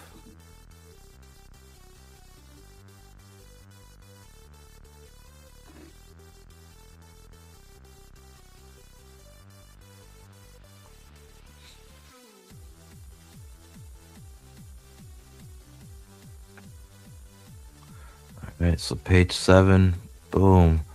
Looks like Big Bear crashed through the wall for them to be able to run through. Like the brute he is. 3 panels. Let's get in there like swimwear, yeah. If that justifier was sent here to destroy us, there is only one way he can get us, all in one stroke. There is no stopping a justifier. He can justify his own death. The anti-life principle is now part of him. He's wired to explode. The justifier is a human bomb. Shit. Yes, he must die in order to destroy all of us. Oh shit. Some sci-fi shredder kamikaze. Religious fanatic. That's a jihadist if I've ever heard of one. It's a religious suicide bomber. You tricky young dogs. You won't get far. When I jerk this igniter, you die. Oh, he's got some kind of suicide bomb detonator in his hand. And this panel very much looks like this looks like NFL magazine. You know, he looks like a football player right here, going for the touchdown. The bomb I carry was not made on Earth. What is conceived on Apocalypse can eliminate those from New Genesis. Whoa. Fuck. He done pulled the detonator. He jihaded. Sewer slided himself. God damn. Justifier. Crazy. Ooh, explosion page from this. Page turn. Cliffhanger. Boom.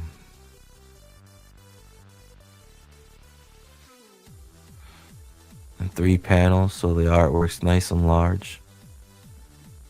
The ground has been dug out here by bulldozers. Dive for cover.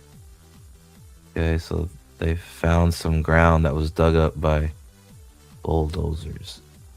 The bomb emits omega rays. Earthmen would disintegrate instantly. We still have 1 millisecond. Great motion going on. Big Bear just diving with the crutches. Beautiful Dreamers, literally baseball sliding. Love it, good stuff.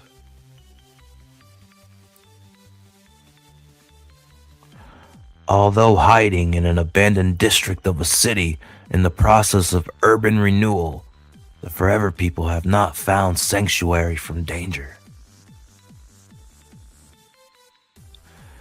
It's over. We're alive. Oh wow, surprisingly, Vinnie Coletta, even with his simplification and choices he makes during inking to omit a lot of Jack Kirby's detailed pencils. Like, this feels like rubble, so I'll give him that. He did it over here, but then, I mean, look at like the choices for the dug ground or dug rock in the back. Very simplified, which is what drives a lot of people crazy, is that he would have like the courage to do that to somebody as legendary as Jack Kirby's pencils, you know. But his death tells us many things. All from New Genesis who have come to Earth are being sought out for death. Mark Moonrider. I mean, I just want to point out that like this predates Star Wars, right? How close does Mark Moonrider sound to Luke Skywalker? Moonrider, like, come on. Obvious fans of the Kirby King comics. king of formulas and concepts, and the one who sent the Justifier to kill us can only be Glorious Godfrey. Like in the black, the forever people, and they all have blue eyes. New Genesis. New Genesis, folks.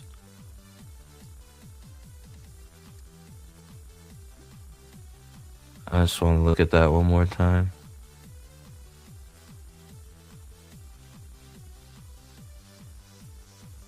Yeah, Kirby's got it. Kirby's got that that ability to capture motion and energy. Much like Per Berg, but obviously way more detailed.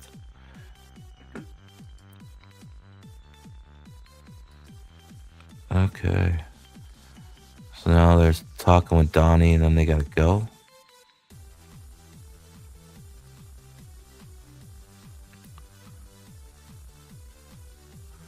Then, as if responding to a silent agreement, the forever people make ready to depart. We must leave, Donnie. We will be back. If we can. I'll warm up the super cycle. Big Bear, Seraphim, making their exit. But, what will happen? Donnie, life is good. Live it for others, not against them. In that way, you will always be close to us. Mark Moonrider saying his goodbyes to their friend Donnie. Barrier this place, Viking. A Justifier may come again. He'll be a target for deadly micron particles. Mother Box fills the air with them. Ping, ping, ping.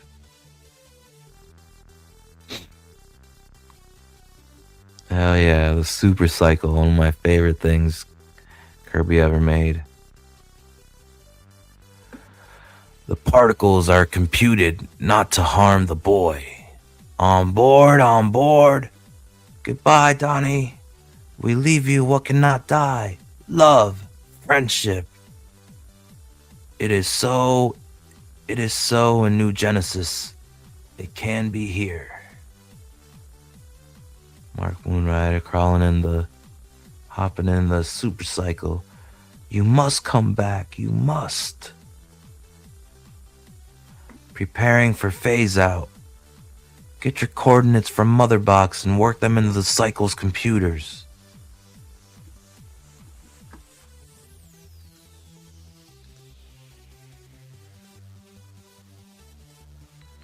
Oh, I like this. I like this angle a lot.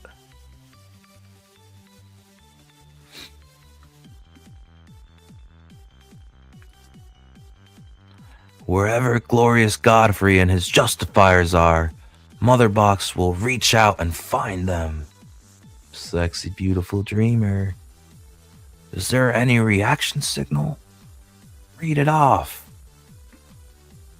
Viking repeats what Mother Box registers as Big Bear feeds the information into his handlebar computer.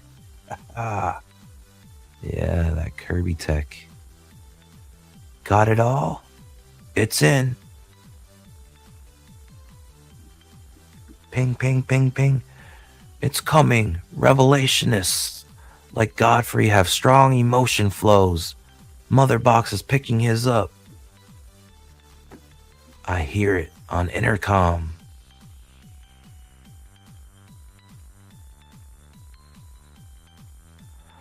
Phase out when I give the order, Big Bear, and don't jolt us loose from our teeth. You've still got yours, Moonrider, and plenty of lip, too. Phase out. Grab the electron road. Svac. Okay. We're on it. The forever people in their vehicle become streaking phantoms, speeding along on the farthest edge of human vision. The pull is strong. We're right on track. could swear I saw something. Says this guy.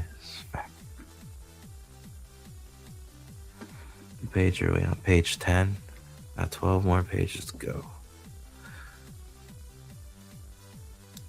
Alright, so they're on their way to Godfrey and the Justifiers.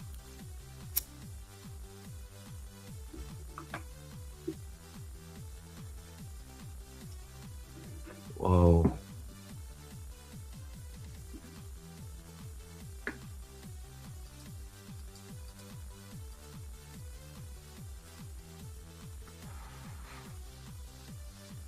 Four-panel gray. Look at the Justifiers breaking in the Earth somewhere. Holy shit. They're fucking gun button fools. Damn, Apocalypse people are brutal.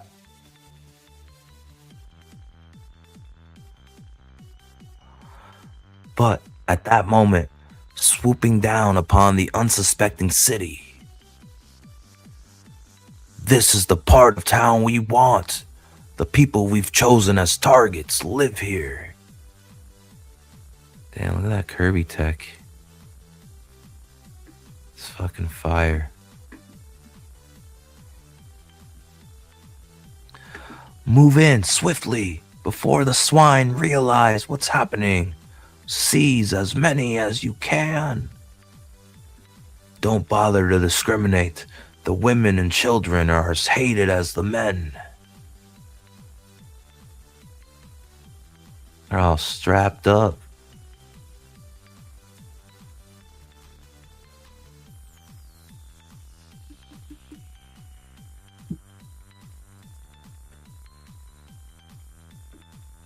Break in the doors. Waste no time on mercy. Drag them out. Treat them rough. Bam, bam. Listen to their cries. I've been waiting to do this for years. Get going. We'll show what we do with your kind. Help, help, stop this. Oh, shit. Kidnapping fools.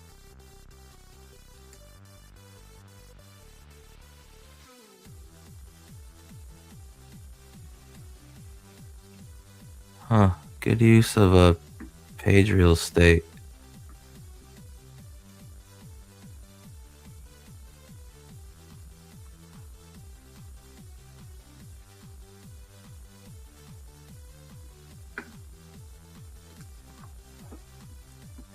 Help!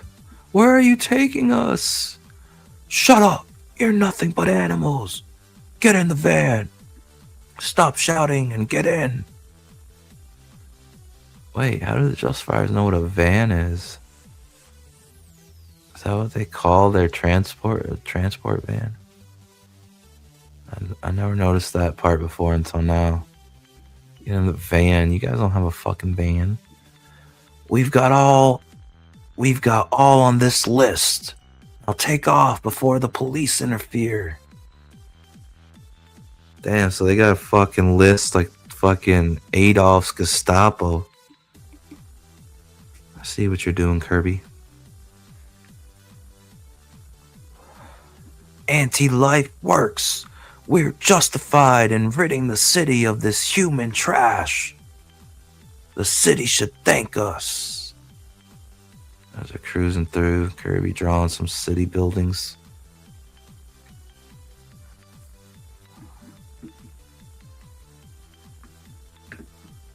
And in another part of town, put down those decadent books. Get out of this library. The nonsense stored in this place shall never pollute another mind.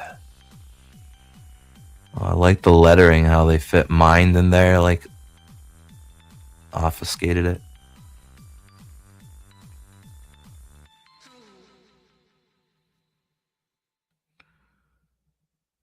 Yeah, I was gonna say the wired gun up here to the pack on his back. You can see it more on this page. Fucking flamethrower. You need to know no more than the proper things. Who but myself is justified in burning down this library? Call the police. This guy is a dangerous nut. Fire flaming up the library. Crazy. Look at that beautiful, like... Yeah, I like the way Coletta inked this a lot. Some fun lines going on here.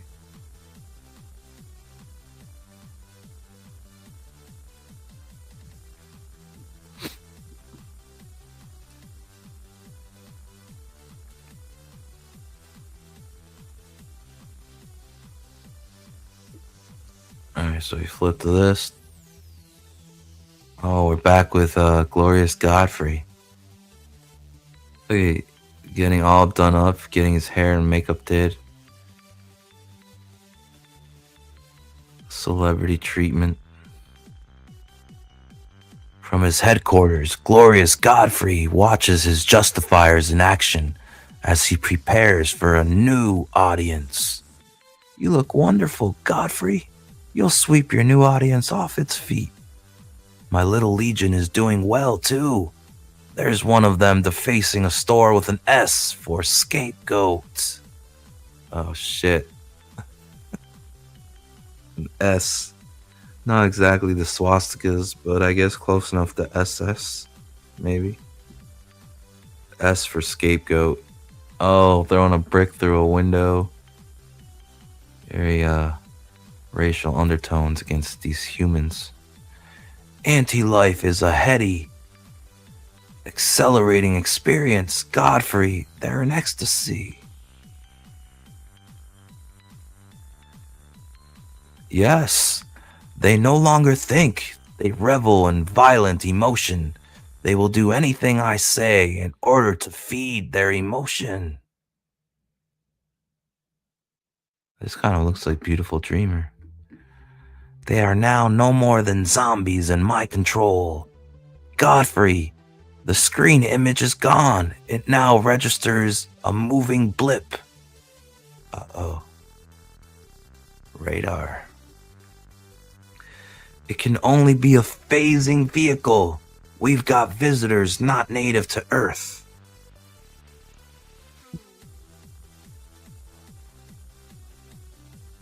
It seems that one of our justifiers has failed in his mission to kill some of our opposition. Oh, snap.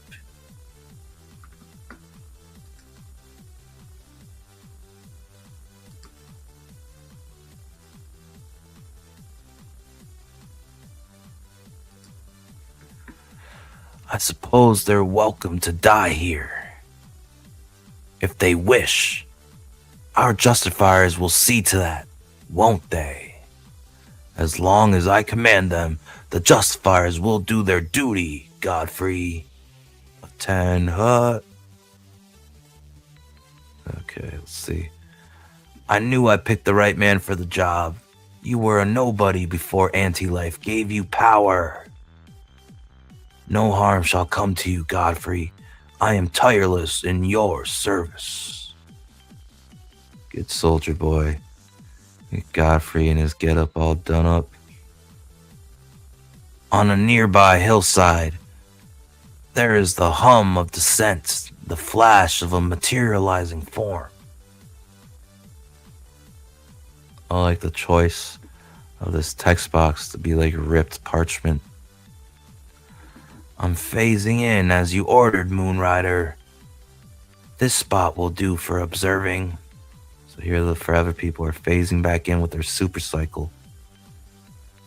Looks like they're right outside Godfrey's tent. Godfrey's circus tent, because his mind controls circus. Get it? There it is, a giant tent. The traditional setting for glorious Godfrey's revelations. And there below are the busloads of discontents arriving to hear those revelations. Ping, ping, ping, mother box is pinging. There's a beautiful dreamer trailing behind. Be careful, boys. Oh, shit.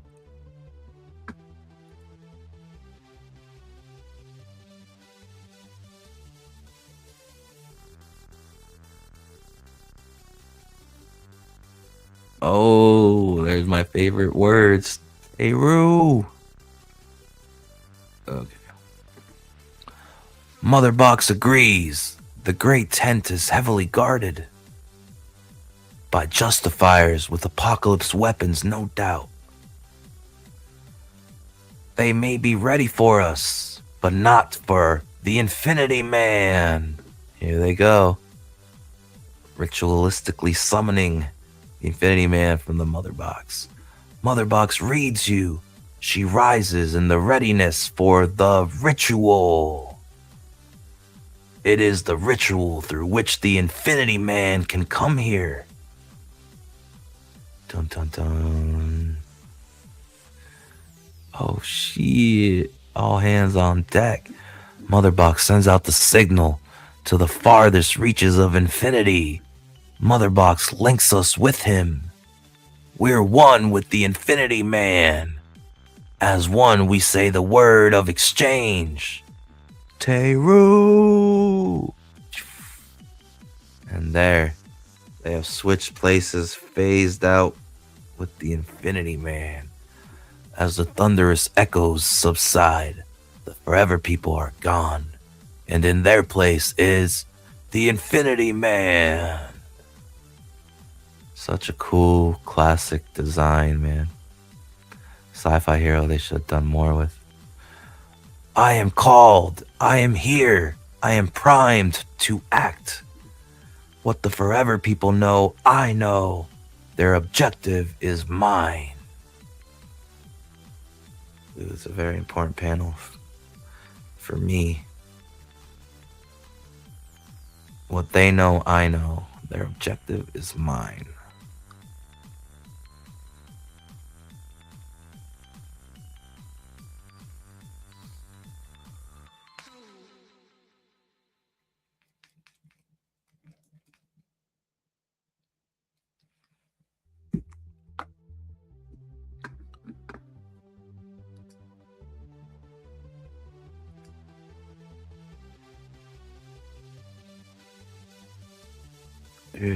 There's the Infinity Man sneaking around. 5-panel spread. There are no obstacles for me. Dimensions are open doors. I master the expansion of atoms. They part and allow me passage. So he's fucking phasing through the ground. He's going underground. Yeah. He's a tunneler. Infinity Man might be a New York City tunneler, you know what I'm saying? Earth and stone become as fluid as sea waters, and I move through them as does a swimmer in the blue deeps. I can sense all detection devices and shall cancel out their beams. The grim, silent crowd, ever seeking the answers to its discontent, enters the giant tent of glorious Godfrey, and so does the Infinity Man. See all these followers gathering, going into the tent for their revelations. The guards are unaware that I am bypassing them. Inside the giant tent, glorious Godfrey exhorts the potential candidates for anti-life. Then, what? A ghost rising from the ground. Hold, friends, one moment.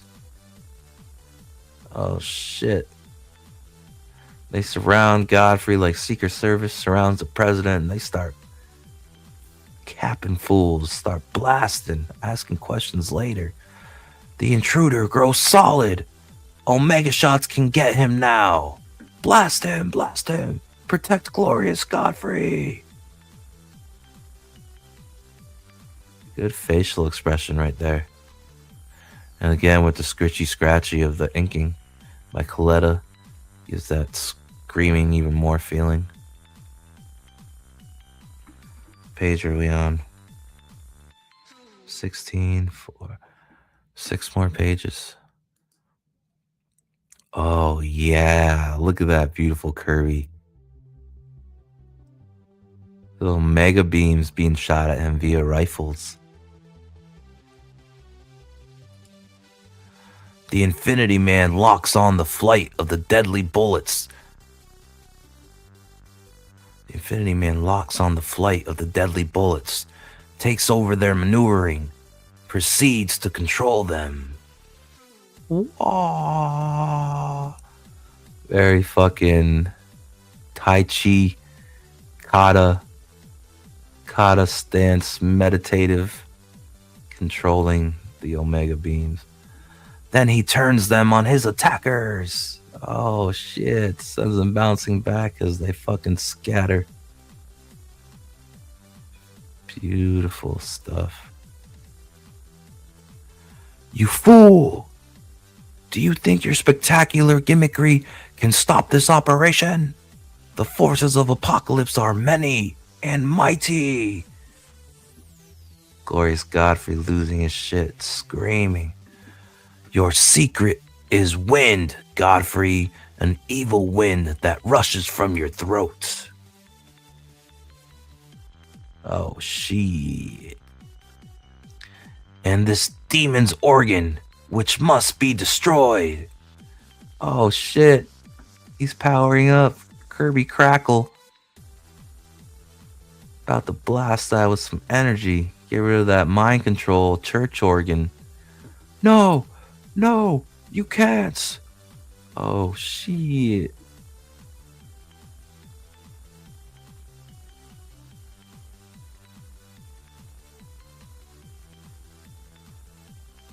Oh my god, Darkseid shows up.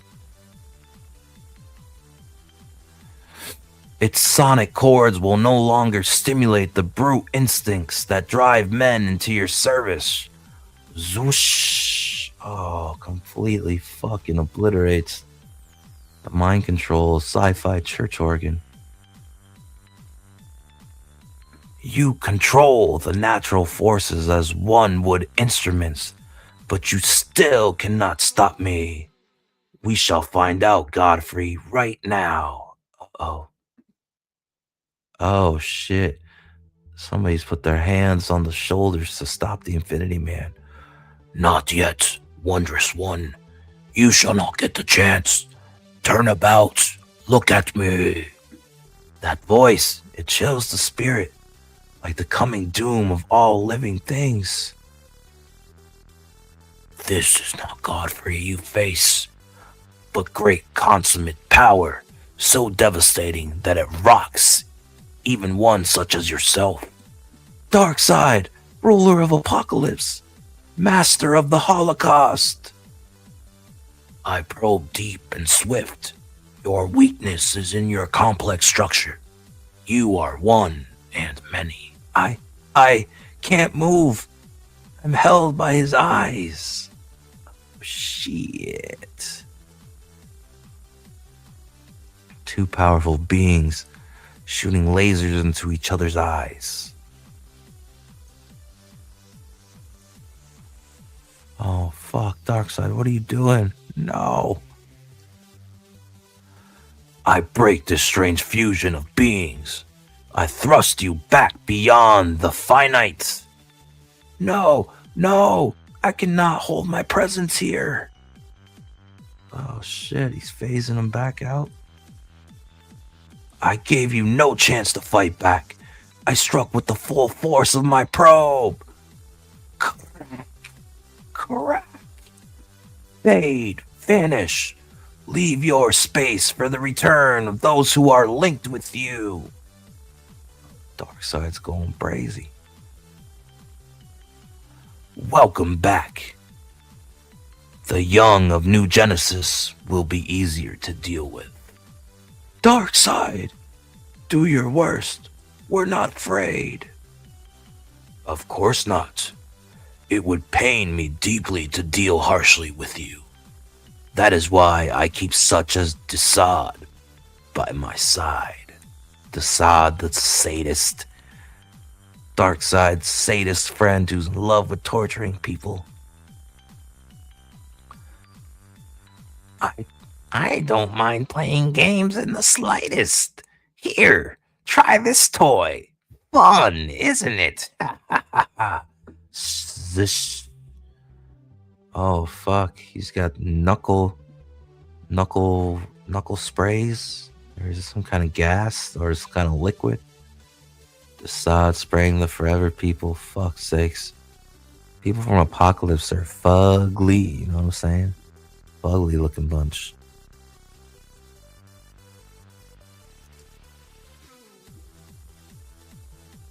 Three panels. Oh fuck, the forever people. They done passed right out. Some fucking cosmic chloroform or something. What the fuck? Ha ha ha. They yelped loudly before they collapsed. My nerve beams inspire such reactions. Open those doors. Load these enemies of Apocalypse aboard one of our departing arrow vans. Okay, arrow van. No need to treat them gently. We're taking them where we took the others. To the camp of the damned. Oh, fuck. The forever people got. They're going to the concentration camps. No!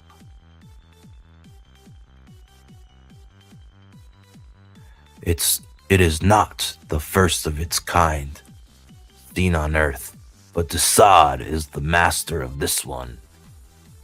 Even as justifiers make a mockery of life, Desaad plays with death as if it were a fine art.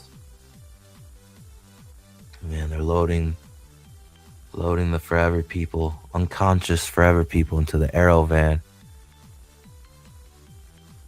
A lot of dynamic posing. Mark Moonrider kind of looks stiff, but Beautiful Dreamer looks right.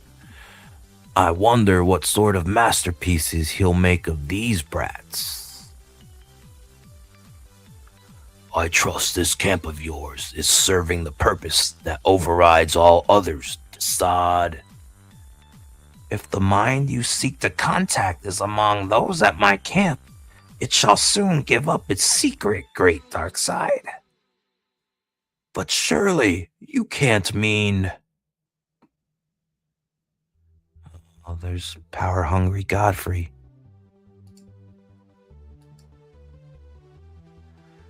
Oh, beautiful splash page. Stream close-up of Darkseid in the foreground. Surely not even the great Darkseid believes in the existence of the anti-life equation. Why, if one could master such an equation, he could control the minds of all living things in the universe with a mere word. I believe in anti-life, great Darkseid, but it can only be induced in others by the means of inventive selling. Showmanship. You can't control people with a mere word, Darkseid. You gotta sell them the idea of anti-life. So it's like Godfrey doesn't really believe what he's selling. I like you, glorious Godfrey. You're a shallow, precious child, the revelationist, happy with the sweeping sound of words. But I am the revelation, the tiger force at the core of all things. When you cry out in your dreams, it is Darkseid that you see.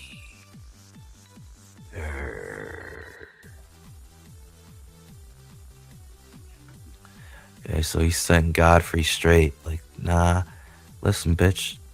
The anti-life equation exists, and I'm gonna find it. That's why I'm Darkseid.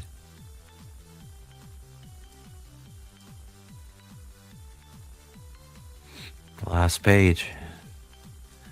The anti-life equation exists, locked in the mind of someone here on Earth, and only I dare reach for it. Oh, beautiful, beautiful Darkseid in the foreground. I shall create chaos here, shake up the planet, shake up that mind. I have many servitors to help me do that, each with his own methods. Hey, Desaad? You favor him, always, great dark side. Think of what my justifiers do in your cause. I beg to depart from this petty situation, sire. You're a loud, petulant bumpkin. Hey, bumpkin. You're a loud, petulant bumpkin, Godfrey. Like all revelationists. You've got imagination, but not finesse. But I, good Godfrey, have both. I leave now for my camp, which Darkseid knows is terror, refined to perfection.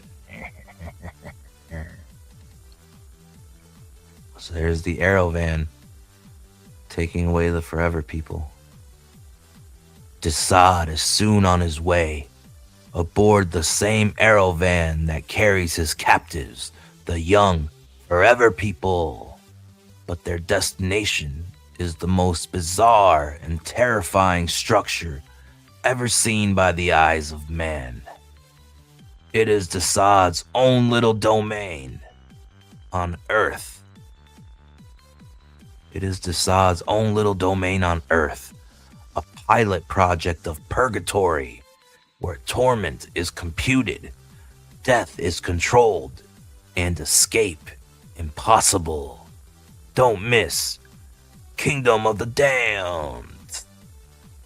Alright, so there you have, folks. It's a read-through, sort of review of issue 3 of the Forever People. What many claim is Jack Kirby's scariest comic book. The way Coletta inked this, very horror-centric. And there we get more characterization on Darkseid's friends in his search for the anti-life equation. You got Glorious Godfrey and Desaad, yeah.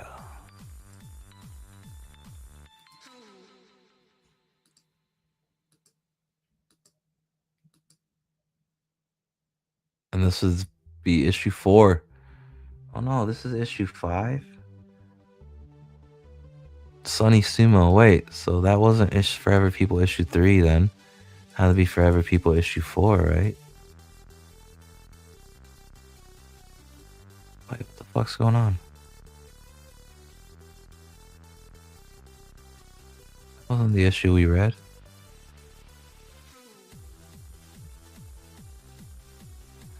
What the hell is going on? Number 5. Okay, so somehow it skipped all the way to number 5 instead of going right to number 4.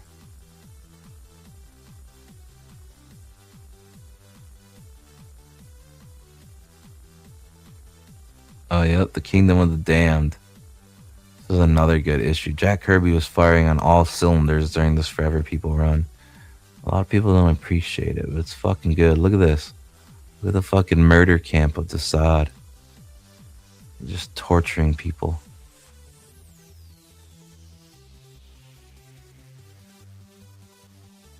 Alright. So that's gonna do it, folks. That's gonna wrap up this stream. Hope you enjoyed watching live or on the playback. I'm gonna leave you with some promo. So the stream is still gonna be going for about an hour-long Glacier Mountain Comics infomercial on what we got cooking up. And so until next time, folks, leave a like, leave a comment, subscribe to the channel if you haven't yet. Also, my PayPal and Twitter are scrolling across the screen below in the banner. Send me a dono if that's your thing, if you're feeling kind.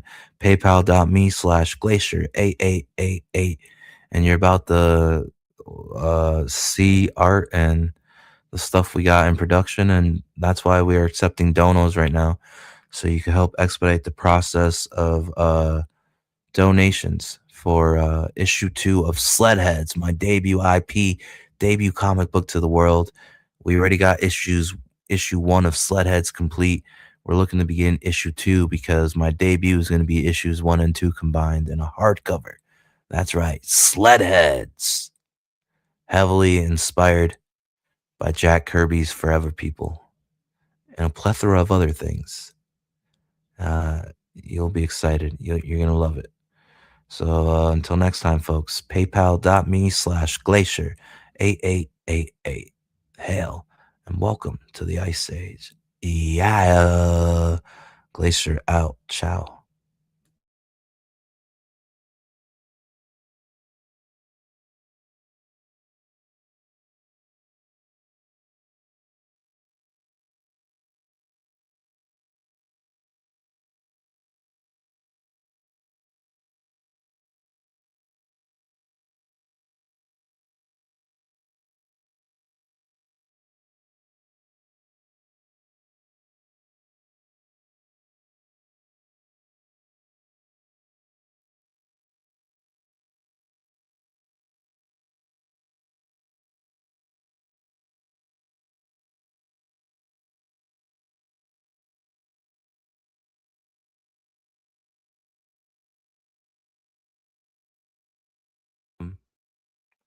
I'd like to take the time to remind you that my PayPal is in the banner below, paypal.me/glacier8888.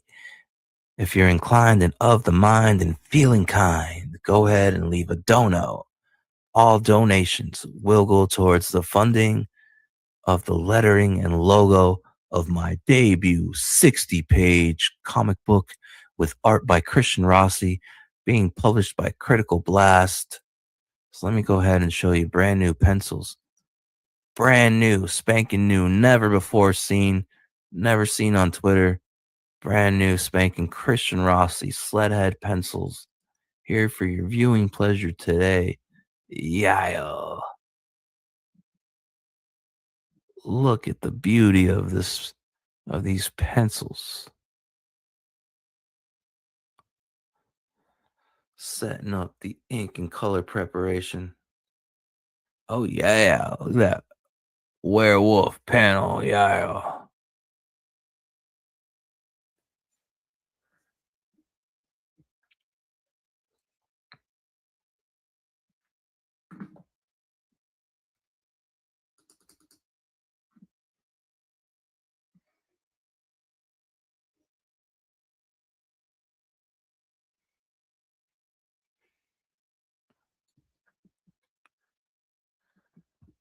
All right. Take that one off the docket. So, folks, you see Sledheads, the pages you're seeing right now, Sledheads. They're from, these are pencil pages from Christian Rossi for Sledheads, my debut 60-page hardcover comic book being published by Critical Blast. And you see, folks, Sledheads is a gun fu, blaxploitation, supernatural, super Sentai rom-com. It is the sleeper hit you're going to want to keep your eye on. You are not going to want to miss this. This is a future blockbuster franchise. Home run, baby. Home run. Indie comic book of the year incoming from the twisted and tortured and starving mind of Glacier, your host, the most froze, the bad boy of indie comics, from the mind of that man and the very talented storytelling skills and abled, vicious hands of Christian Rossi comes Sledheads, set in Valdez, Alaska, where there is a whorehouse casino run by a two-headed madam. And in this whorehouse casino, there's a gang of snowmobile riders called the Sledheads, and they hang out at the whorehouse casino because their leader, Kenny Karate, has a crippling gambling addiction. Yeah. And you see, the thing about Kenny, the leader of the Sledheads snowmobile gang, is Kenny falls in love with one of the ladies of the night. Kenny falls in love with one of the sex workers from this whorehouse casino named Monica. But this isn't just any regular schmegular sex worker. No, Monica is a cursed whore. She is cursed with something called the death kiss, kiss, kiss, kiss. Anything, everybody Monica kisses, the cursed whore kisses, dies. R.I.P.D.E.D. Yeah, get the fuck out of here. So Kenny falls in love with Monica and they end up getting married. And at the beginning of the story, at the beginning of issue 1 of Sledheads, Monica and Kenny are photographed and videotaped sharing a kiss on the dance floor. They're photographed by the henchman of Jumpin' Joey right here. Jumpin' Joey, crime lord of Alaska. And they're all like, holy shit, it's true. The leader of Sledheads, Kenny Karate, is cheating death. How is he not dying when he kisses the cursed whore? And Jumpin' Joey, crime lord of Alaska. It doesn't snow in Alaska without Jumpin' Joey. He's got nostrils everywhere. Yeah, he is literally that bump in the night. You dig? Jumpin' Joey, he is not okay with anybody in Alaska having an advantage over him. He is not okay with Kenny somehow cheating death out in the open and nobody knowing anything about it. Jumpin' Joey must know the secrets of cheating death, for he's a crime lord, vicious crime lord of Alaska. Yeah.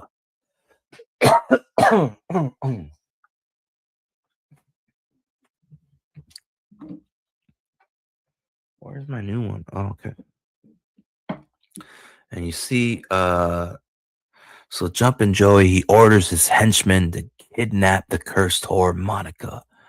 And they plan to hold Monica hostage and use her as leverage to get the secret out of the Sledheads, to get to the bottom of the secrets of the Sledheads. How is Kenny cheating death? Jumpin' Joey must know. So he orders the henchmen to kidnap Monica and tell the Sledheads to meet them in the rotting forest. And in exchange for Monica, they will reveal their secrets to Jumpin' Joey if they want Monica alive and back again. Yeah. And that's what the entirety of this blaxploitation, kung fu, supernatural, super sentai rom-com is about. And if you are inclined and of the mind and feeling so kind, if you go ahead and leave a dono to my PayPal, I will be able to finish lettering this masterpiece and bring it across the finish line. As soon as the lettering and logo are done, this thing will be available for purchase in the Critical Blast Publishing bookstore. Yeah, that is, of course, if everything goes according to plan. Because you never know. You never know. The world and life does not wait for anybody. Yeah. And so, as soon as this thing is lettered, it will be available for purchase. My debut 60-page hardcover comic book with art by Christian Rossi is the sleeper hit of the year. You are not going to want to miss out on this. Look at these beautiful pencils. You notice the X. It's to let you know that those are going to be blacked out, silhouetted, and black ink areas. It's going to be a beautiful, beautiful panel. And the Jumpin' Joey's getting the fuck out of there. Looks like he's sweating. His veins are turning black. I don't know what's going on. Jumpin' Joey's getting out of the rotting forest. Tells the henchmen, kill them all dead. Yeah, kind of spoiling the entire story with these pages, but it's all good. Enjoy. I hope you enjoy, and I hope you take a chance on a new creator. I'm not crowdfunding because I'm blacklisted. I'm DED, dead on arrival. Nobody's going to support my ass at all.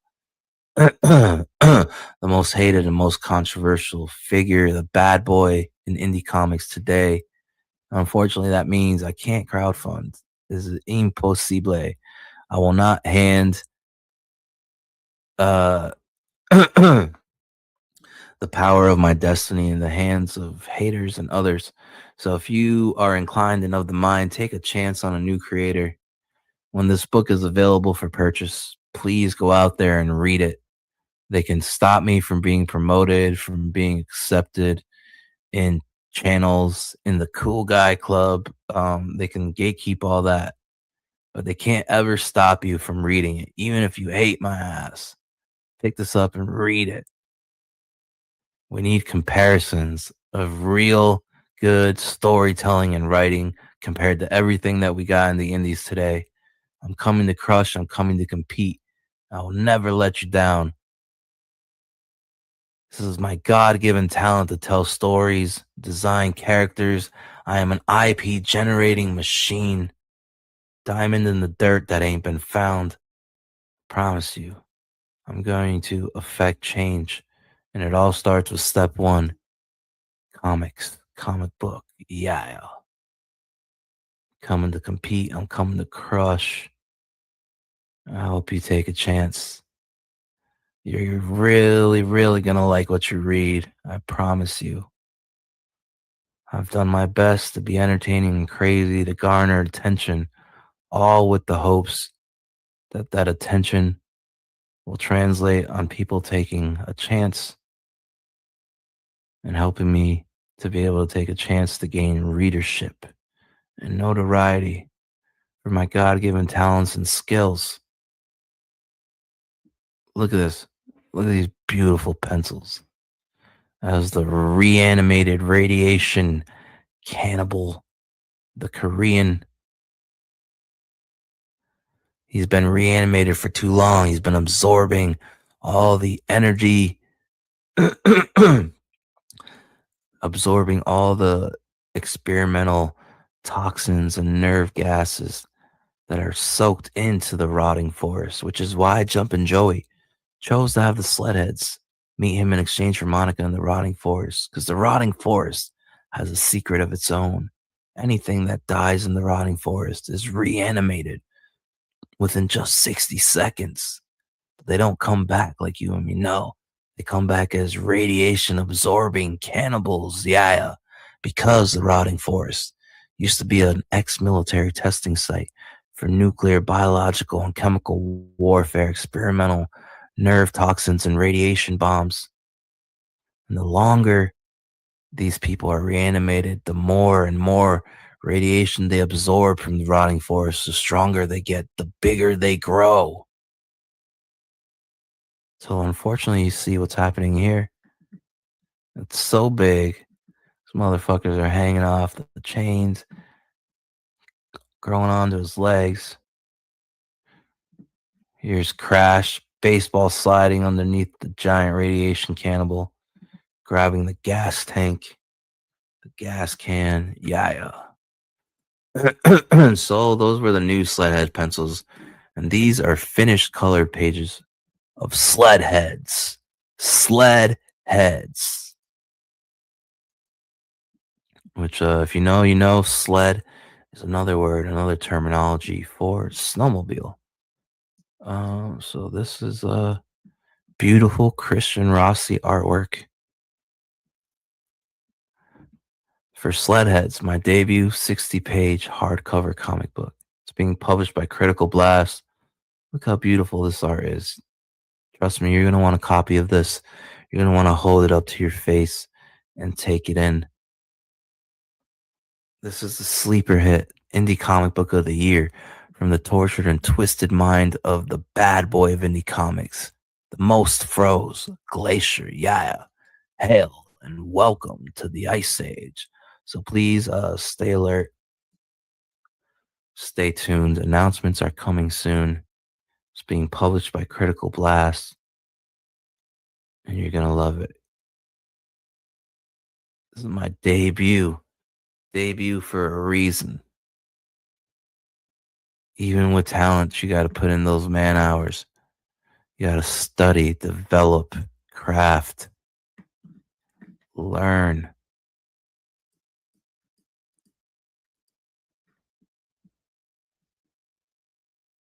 Sledheads, look at this.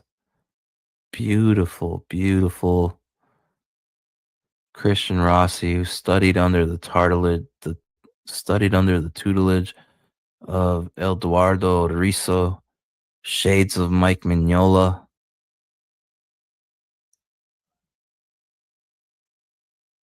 Beautiful, beautiful stuff. Great looking, unique book. My concepts are rock solid. Just take take a leap of faith in a brand new creator. It's not like I'm crowdfunding and you're never going to get your product. It's going to be available for purchase. The only chance you got to take is reading it. That's it. Could be the worst piece of shit you've ever read. Who knows? Could be valued content to make fun of. Or it could somehow end up squeezing itself into the pop culture zeitgeist and affecting change. You never know with these things. You never know. Art is subjective after all. And we know the 1990s highly detailed and realistic boombastic style is the preferred, is the champion style. But this 1970s Jack Kirby, Mike Mignola style, give it to me all day. It looks so goddamn good. Yeah. Sledheads, the gun fu, blaxploitation, supernatural, super Sentai rom-com, 60 pages with art by Christian Rossi is almost here, available for purchase. Whores and more whores, whorehouses, casinos, gambling, shootouts, crime lords, henchmen, whores and more whores, kung fu, snowmobiles, shootouts, werewolves, cannibals, sledheads, 60 pages of greatness, black exploitation, gun fu, walk, supernatural, super Sentai rom-com. Look at this beautiful Christian Rossi artwork. I mean, fantastic. You're gonna love it. You're gonna love it. 60 pages of greatness. Debut comic book for Glacier Mountain Comics as a company. Get Glacier Mountain Comics up and running so we can get more and more books out there. And hopefully, if you like what you read, you'll come back and read more and learn to have trust in the skills of the Dario, aka your host, the most froze, CEO of Glacier Mountain Comics, the future of indie comics, the bad boy of indie comics, the marker of a new era. The Ice Age starts with moi. Yeah, hail and welcome to the Ice Age. Bundle up. It's gonna get brick out there. Yeah, Glacier Mountain Comics is coming. I'm gonna crush all my competition. Art snob or no art snobs. 90s style or no 90s style. Take a chance and give it a read. And if you like what you read, spread the good word. Word of mouth is very, very powerful. I mean, look at this beautiful artwork. Tell me you are not going to want to hold this physical copy in your hands and rejoice in the greatness that is Sledheads. Beautiful. It looks good. It looks very good. Goddamn. Shouts out to the artist Christian Rossi. Absolutely incredible job he's doing. And see, if you follow me on Twitter, which is also in the banner scrolling across the screen below, my Twitter handle, follow me on Twitter. You get to see things like this all the time. All sneak peeks, previews, exclusives, never before scenes, all before books ever go to print. And I got 9 or so books in production. So you just never know what kind of art you're going to get to enjoy. Has the benefit of following me on Twitter. Also, if you haven't yet, please like and subscribe to the channel. Leave a comment underneath the video. Help me tackle the algorithm. Help me get more recommended to the algorithm. I mean, look at this beautiful artwork. A werewolf feasting on a moose. Zooming in with a fucking snowmobile, popping off shots. Blam, blam, blam, blam. Look at the onomatopoeia as the image flows ever so naturally through the onomatopoeia.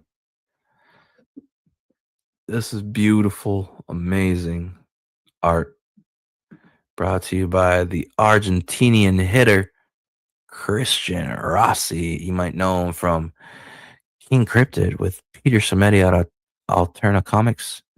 You might have seen some of his work on Sergeant Rock over at DC Comics.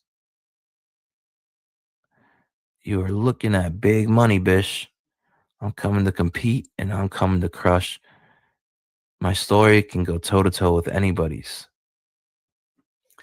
And you'll be able to read and decide for yourself very, very soon.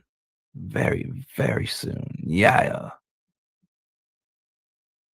Beautiful.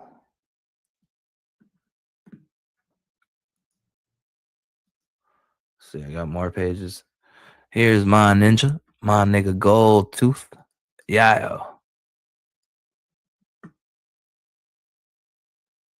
Gold Tooth. Baby. Read the story and find out how he plays into the whole thing. You gotta read it. You gotta read it. Ooh, the lucky red dice of the Sledheads. What is all this Kirby crackle and light rays coming out of the dice? Yeah.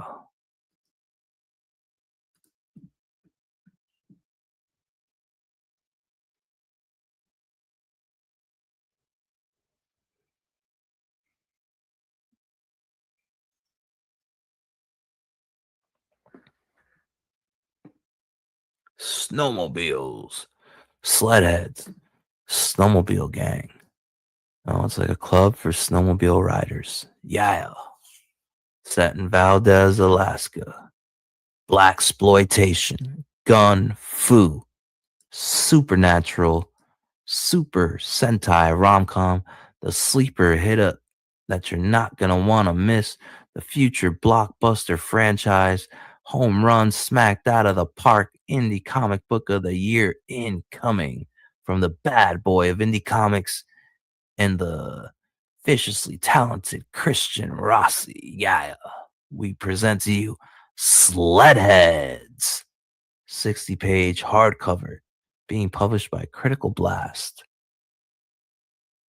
Coming very soon. Yeah. All right.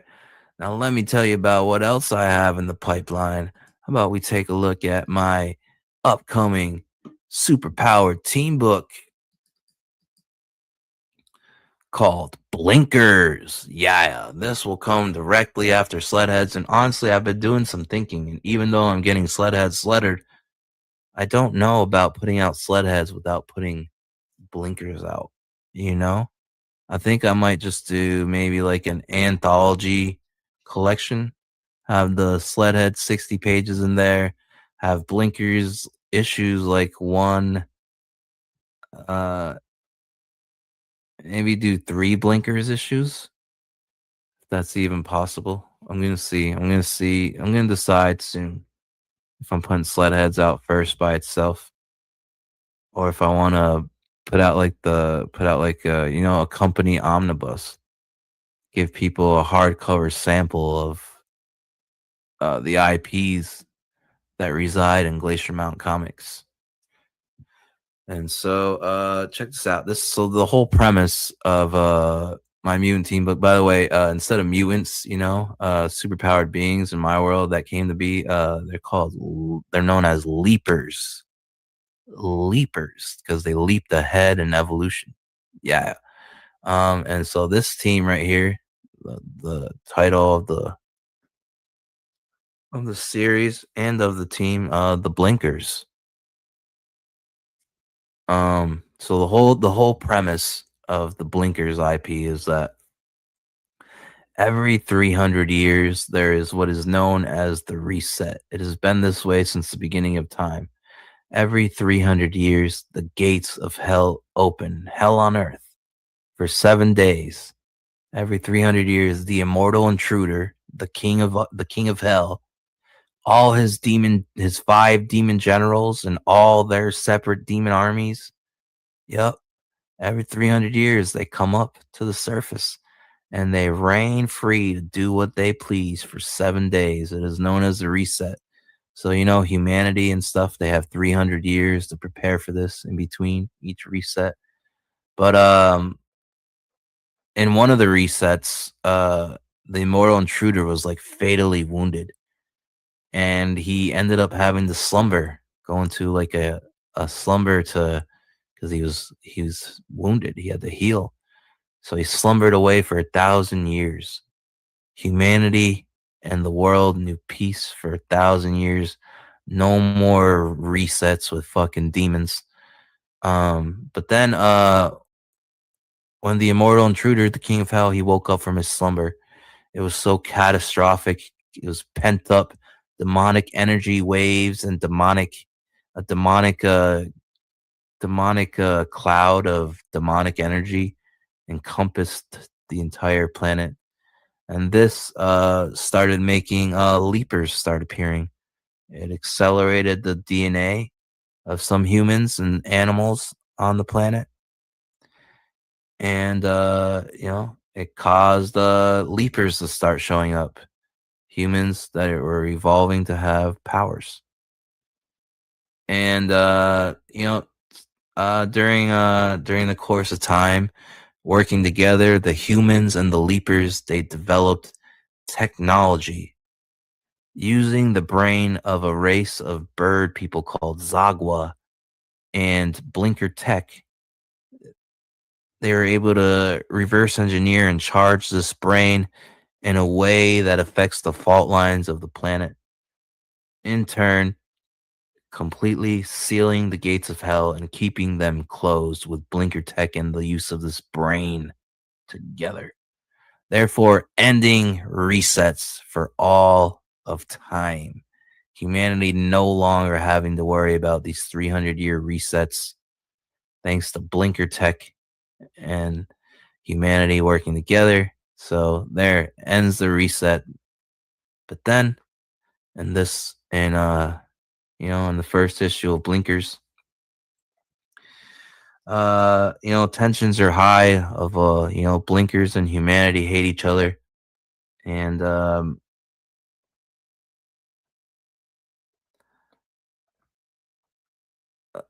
there's a lot of betrayal and espionage and treachery involved with this, like Game of Thrones style politics. So tensions are high. They're the possibility of a war between leapers and humanity is on the table. And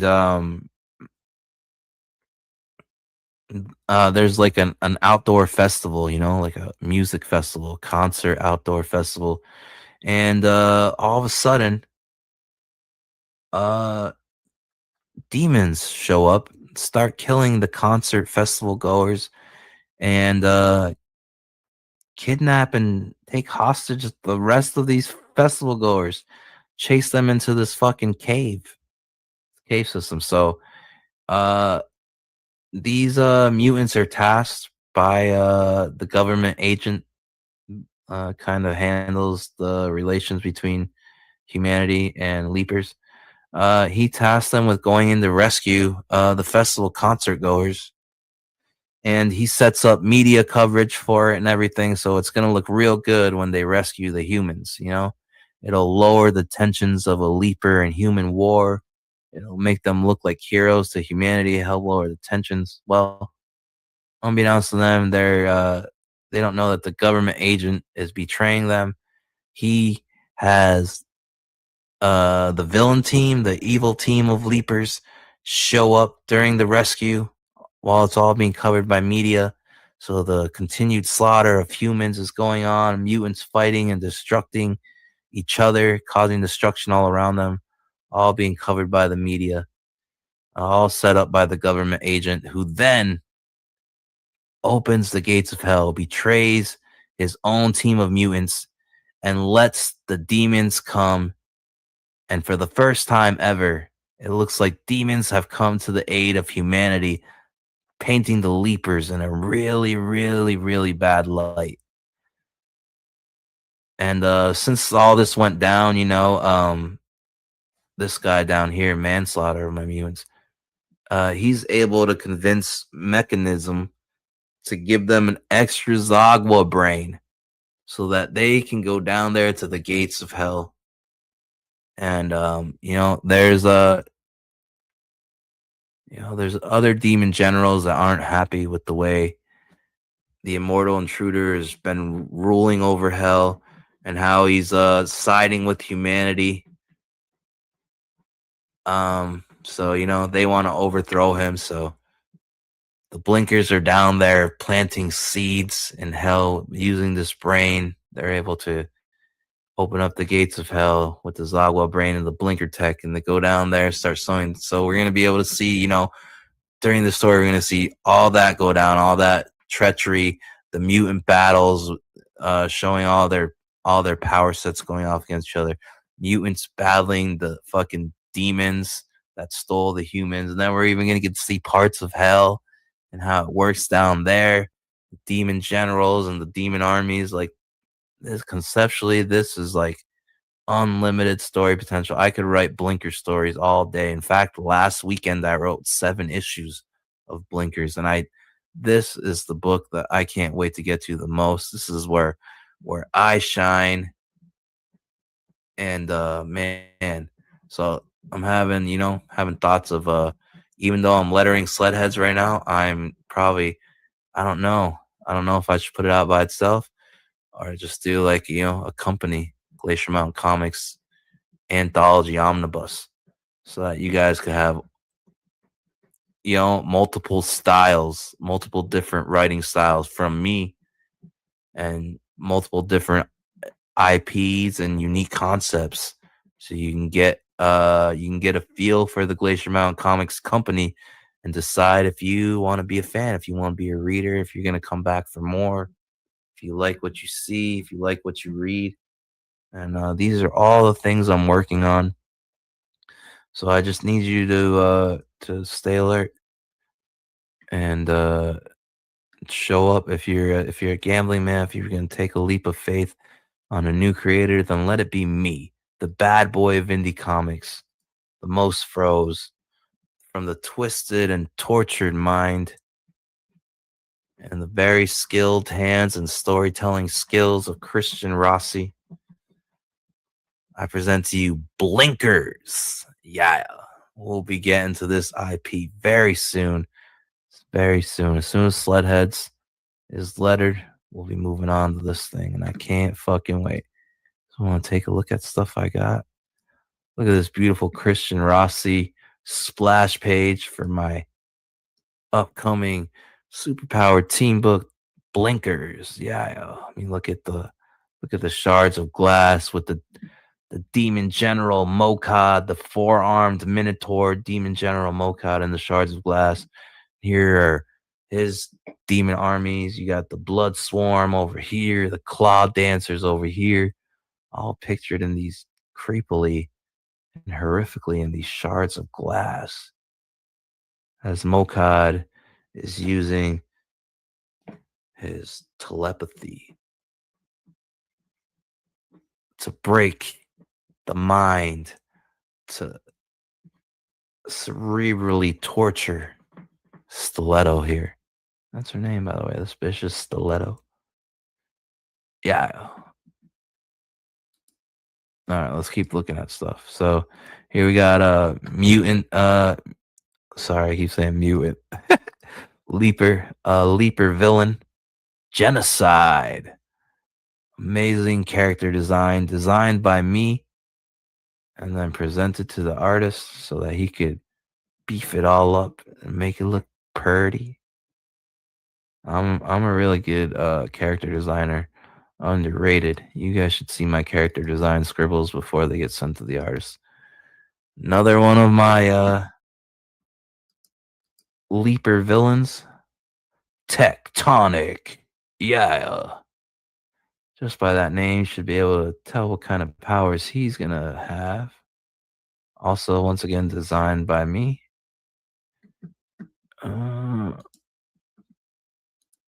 All these designs are by me. And then I send those shitty little designs to artists, and they do character sheets like this for me. See how badass suspicious chainsaws are gonna look? Coming out of horn skulls. Yeah. Sadistica. Sadistica. She's sadistic. Get it? Sadistica. Yeah. Then we got the Silver Sumo. Another leaper villain. Can transmutate his body into any metal he touches. Influenced Honda, Street Fighter style, sumo. Still watch sumo to this day. Shout out Angela Curry and Leroy. And Danger Vanessa. Sumo. Yeah. Silver Sumo, there you go. Let's look at this guy's Mutilate, another leaper villain. He's like a cross between what if you crossed Sabretooth with the mind of Joker. Yeah, that'd be a hella vicious combination. Sabretooth with Joker. Two of the most vicious villains in the history of funny books. I mean, Sabretooth used to show up every year on Wolverine's birthday and kill Wolverine's family, kill his lover. Every birthday. Happy birthday, Wolverine. And you guys know how fucking crazy Joker is. I mean, goddamn. So if you're liking what you're seeing, keep in mind that these are the IPs and properties coming out of Glacier Mountain Comics. And anything you can do to support, whether it's word of mouth, tweeting, sharing streams out, anything you can do is greatly appreciated. I'm coming to crush. I'm coming to compete. Blinkers is going to be a fucking rocket fuel IP. I mean, look at all these characters I'm showing you. They're all from the Blinkers, like Blinkers Rogues Gallery. Their villains are fucking fire. And I mean, just the concept I told you about there being a reset every 300 years. I mean, look at Thirst. I designed this guy like as soon as I got the Comicsgate. And I feel like he's been influencing everybody ever since, but who cares? Influence is a dime a dozen. But here's Thirst. Look at this guy. This insectoid, demonic fucking cannibal.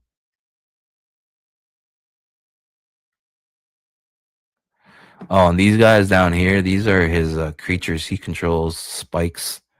They're his little minions, the Spikes. They're almost like scrolls, but just tiny. Oh, here's one of the guys on the Blinkers team. He just wasn't on that page you saw because he's outside of the cave. But yeah, this is like the Hulk. I guess you could say this would be like my Incredible Hulk kind of guy, the heavy artillery, the big guy, the strong guy. His name's Torture. Hail, brother, hail. Torture is a badass. Yeah.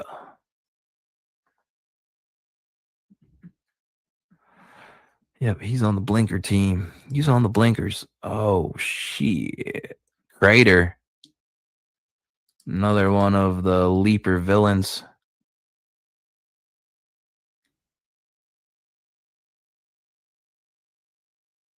Look at that beautiful design. Awesome looking villain right there. Love that one. And you got her.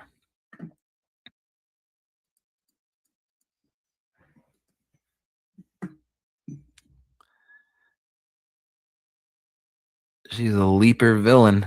Look at those cybernetic claws. Cybernetic wolfsbane. Cybernetic feral.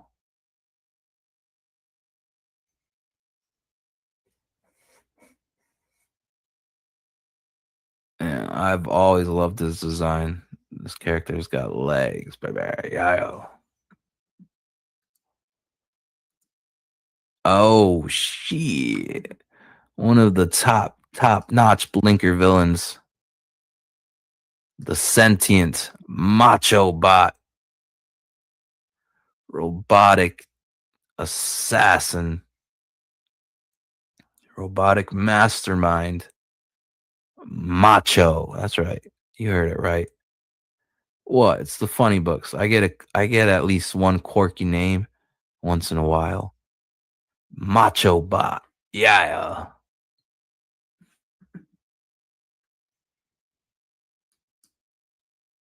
You can imagine what his dialogue is going to be, right? With a name like Macho Bot. Oh, yeah. Oof. And here's the leader of the Leaper Villains team, known as the Immortal Followers, Lord Lagoon. Yeah. This is the big dog. One of the strongest telekinetic, telepathic beings in Glacier Mountain Comics universe. Yeah.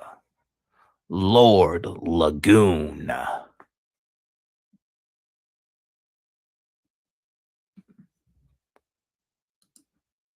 Let's see who we got. Oh, another member of the Leaper villain team.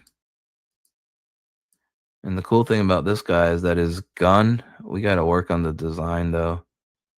Got to add something. It's like the same thing that they got to try to figure out, like on masked heroes that wear masks. You got to figure out how to still capture emotion when you're doing close-ups of their face and stuff.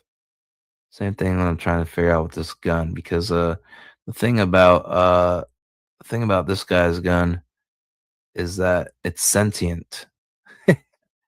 He never fucking misses a shot that he takes, and his gun is sentient. It literally talks shit to people and stuff. And if like somebody tries to rob the sentient gun, it'll electrocute them while cussing them out. But love this design too. Fucking fantastic.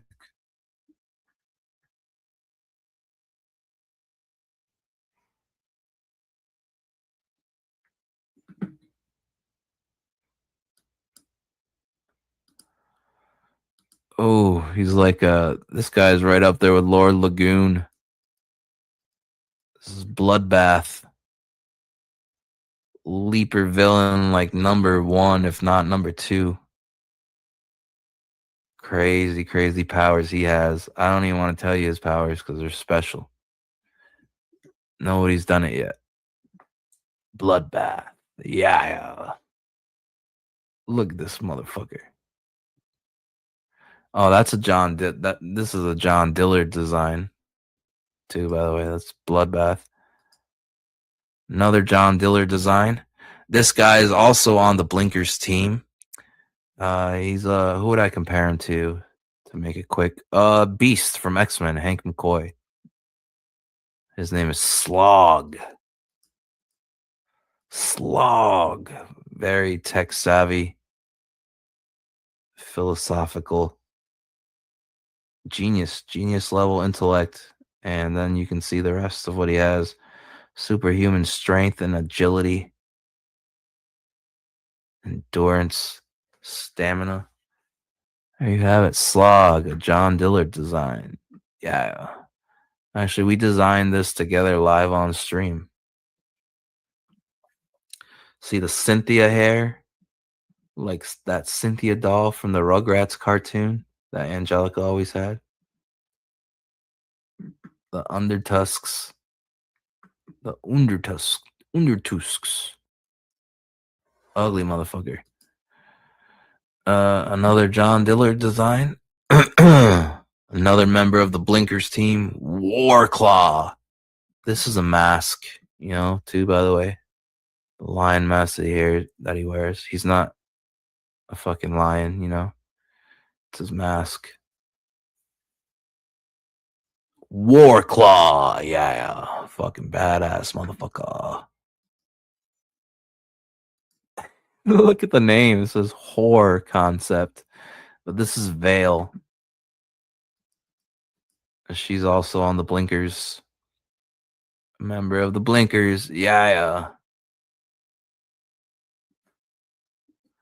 John Dillard design with me. Oh, this is this. Oh, I take that back because there'll be future stories where there's one more person stronger than her.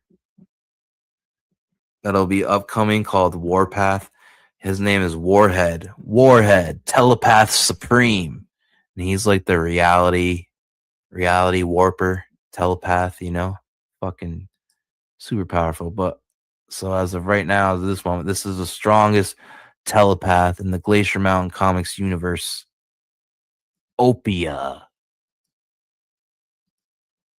You know, who would I compare her to? Like Jean Grey, Professor Xavier, Shadow King, because she's fucking see the little horns sticking out of her head. This veil that she wears. This is Opia.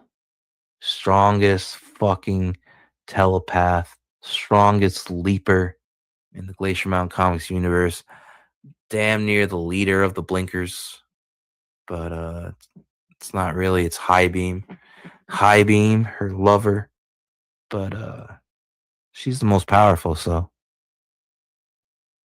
badass, scary, creepy girl. Creepy telepath, mind control girl. Good stuff, good stuff.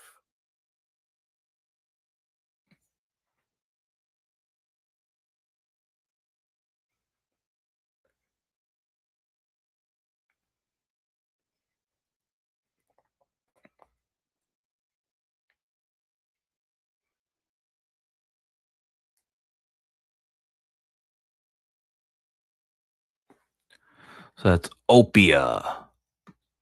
Also a member of the Blinkers, which is the next IP, the next book that comes out. Oh, here he is.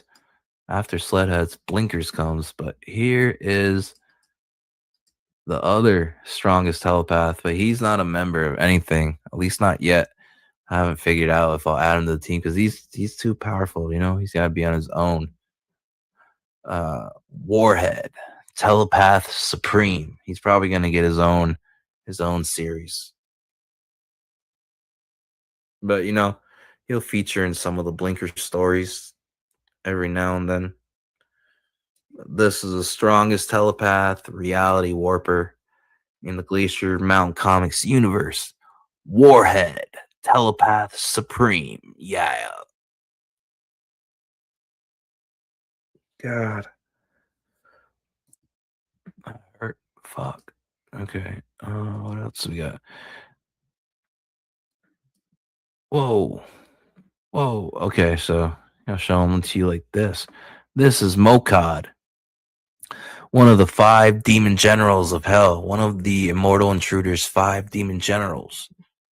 4-armed minotaur demon general.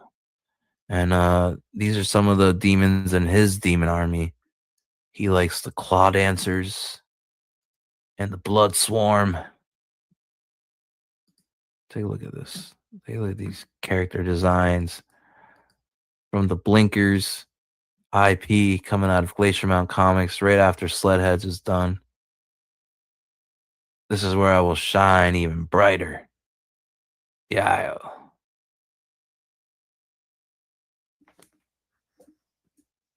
Mokad, 4-armed minotaur demon general from hell. Yeah.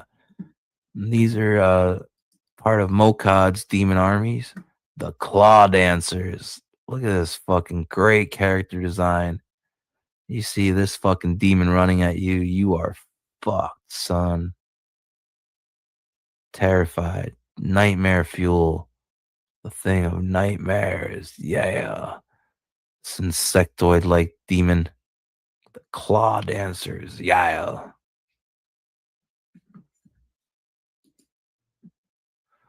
And then these demons on Mokad's demon army that our leapers will be having to deal with in the cave when they go rescue the humans. The blood swarm, the flying demonic blood swarm. Yeah.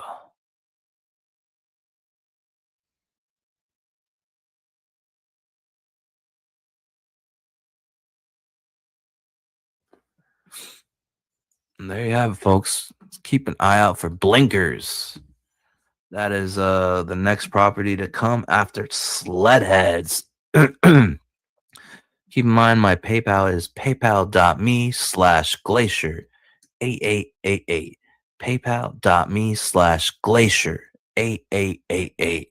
Any and all donations will be greatly appreciated and will go towards directly funding the lettering and logo for my debut comic book, Sledheads, with art by Christian Rossi. It's being published by Critical Blast, folks. So stay alert and stay tuned. Announcements coming soon. Yeah. Tonight's live stream read through review of New Warriors Annual #1, Kings of Pain Part 2 was brought to you by Boutique, Double Switch, Double Blinker, Marijuana Vapes with live rosin diamonds and the lovely indica strains of Frosties and Purple Papaya. Yeah.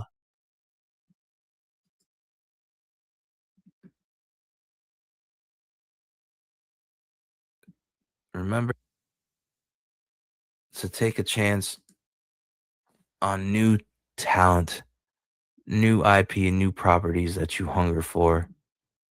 When the opportunity arises, be a gambling man. Take a chance. I'm not crowdfunding. You're not going to have to take a chance on not getting your product. The only chance you'll have to take is on reading it, reading the story. I can be blacklisted. I can be gatekept. But you cannot be stopped from reading the story. Even if it's a hate read, have at it. Hate read it and comment on the story. Review it. Do whatever you need to do. Criticize it. As long as you read it and form an honest opinion about it. And as long as you aren't influenced by haters and enemies of Glacier Mountain Comics, then that is all that matters. The haters and enemies can gatekeep and blacklist me forever until the end of time. Never shall I step foot in the Cool Guys Club, but they can't stop you, the people. They can't stop you from going to the Critical Blast Publishing Bookstore saying, hey, I'm going to take a chance on Dario. I think Dario's funny. I'm interested in what kind of story can come out of a crazy mind like Dario's. They can't stop you. They can stop me from going on channels. They can stop me from being promoted. They can stop me from being involved. But they can't stop you. The bottom line is I'm here.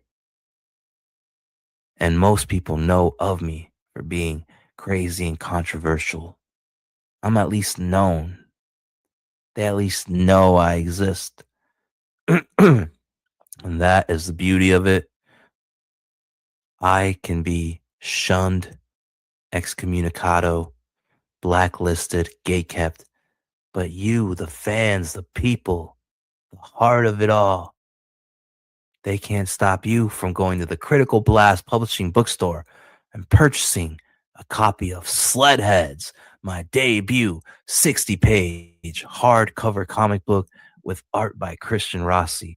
Don't let them stop you from enjoying the storytelling God-given skills of the Dario and Glacier Mountain Comics alongside with Christian Rossi, coming to crush, coming to compete. I'm here to do my thing. And so until next time, folks, Glacier out. Ciao. Yeah. Send me a dono. Send me a donation to the PayPal. Go for it. Stand against the man and help fund the man with the plan. Glacier. Yeah. Ciao. I'm out.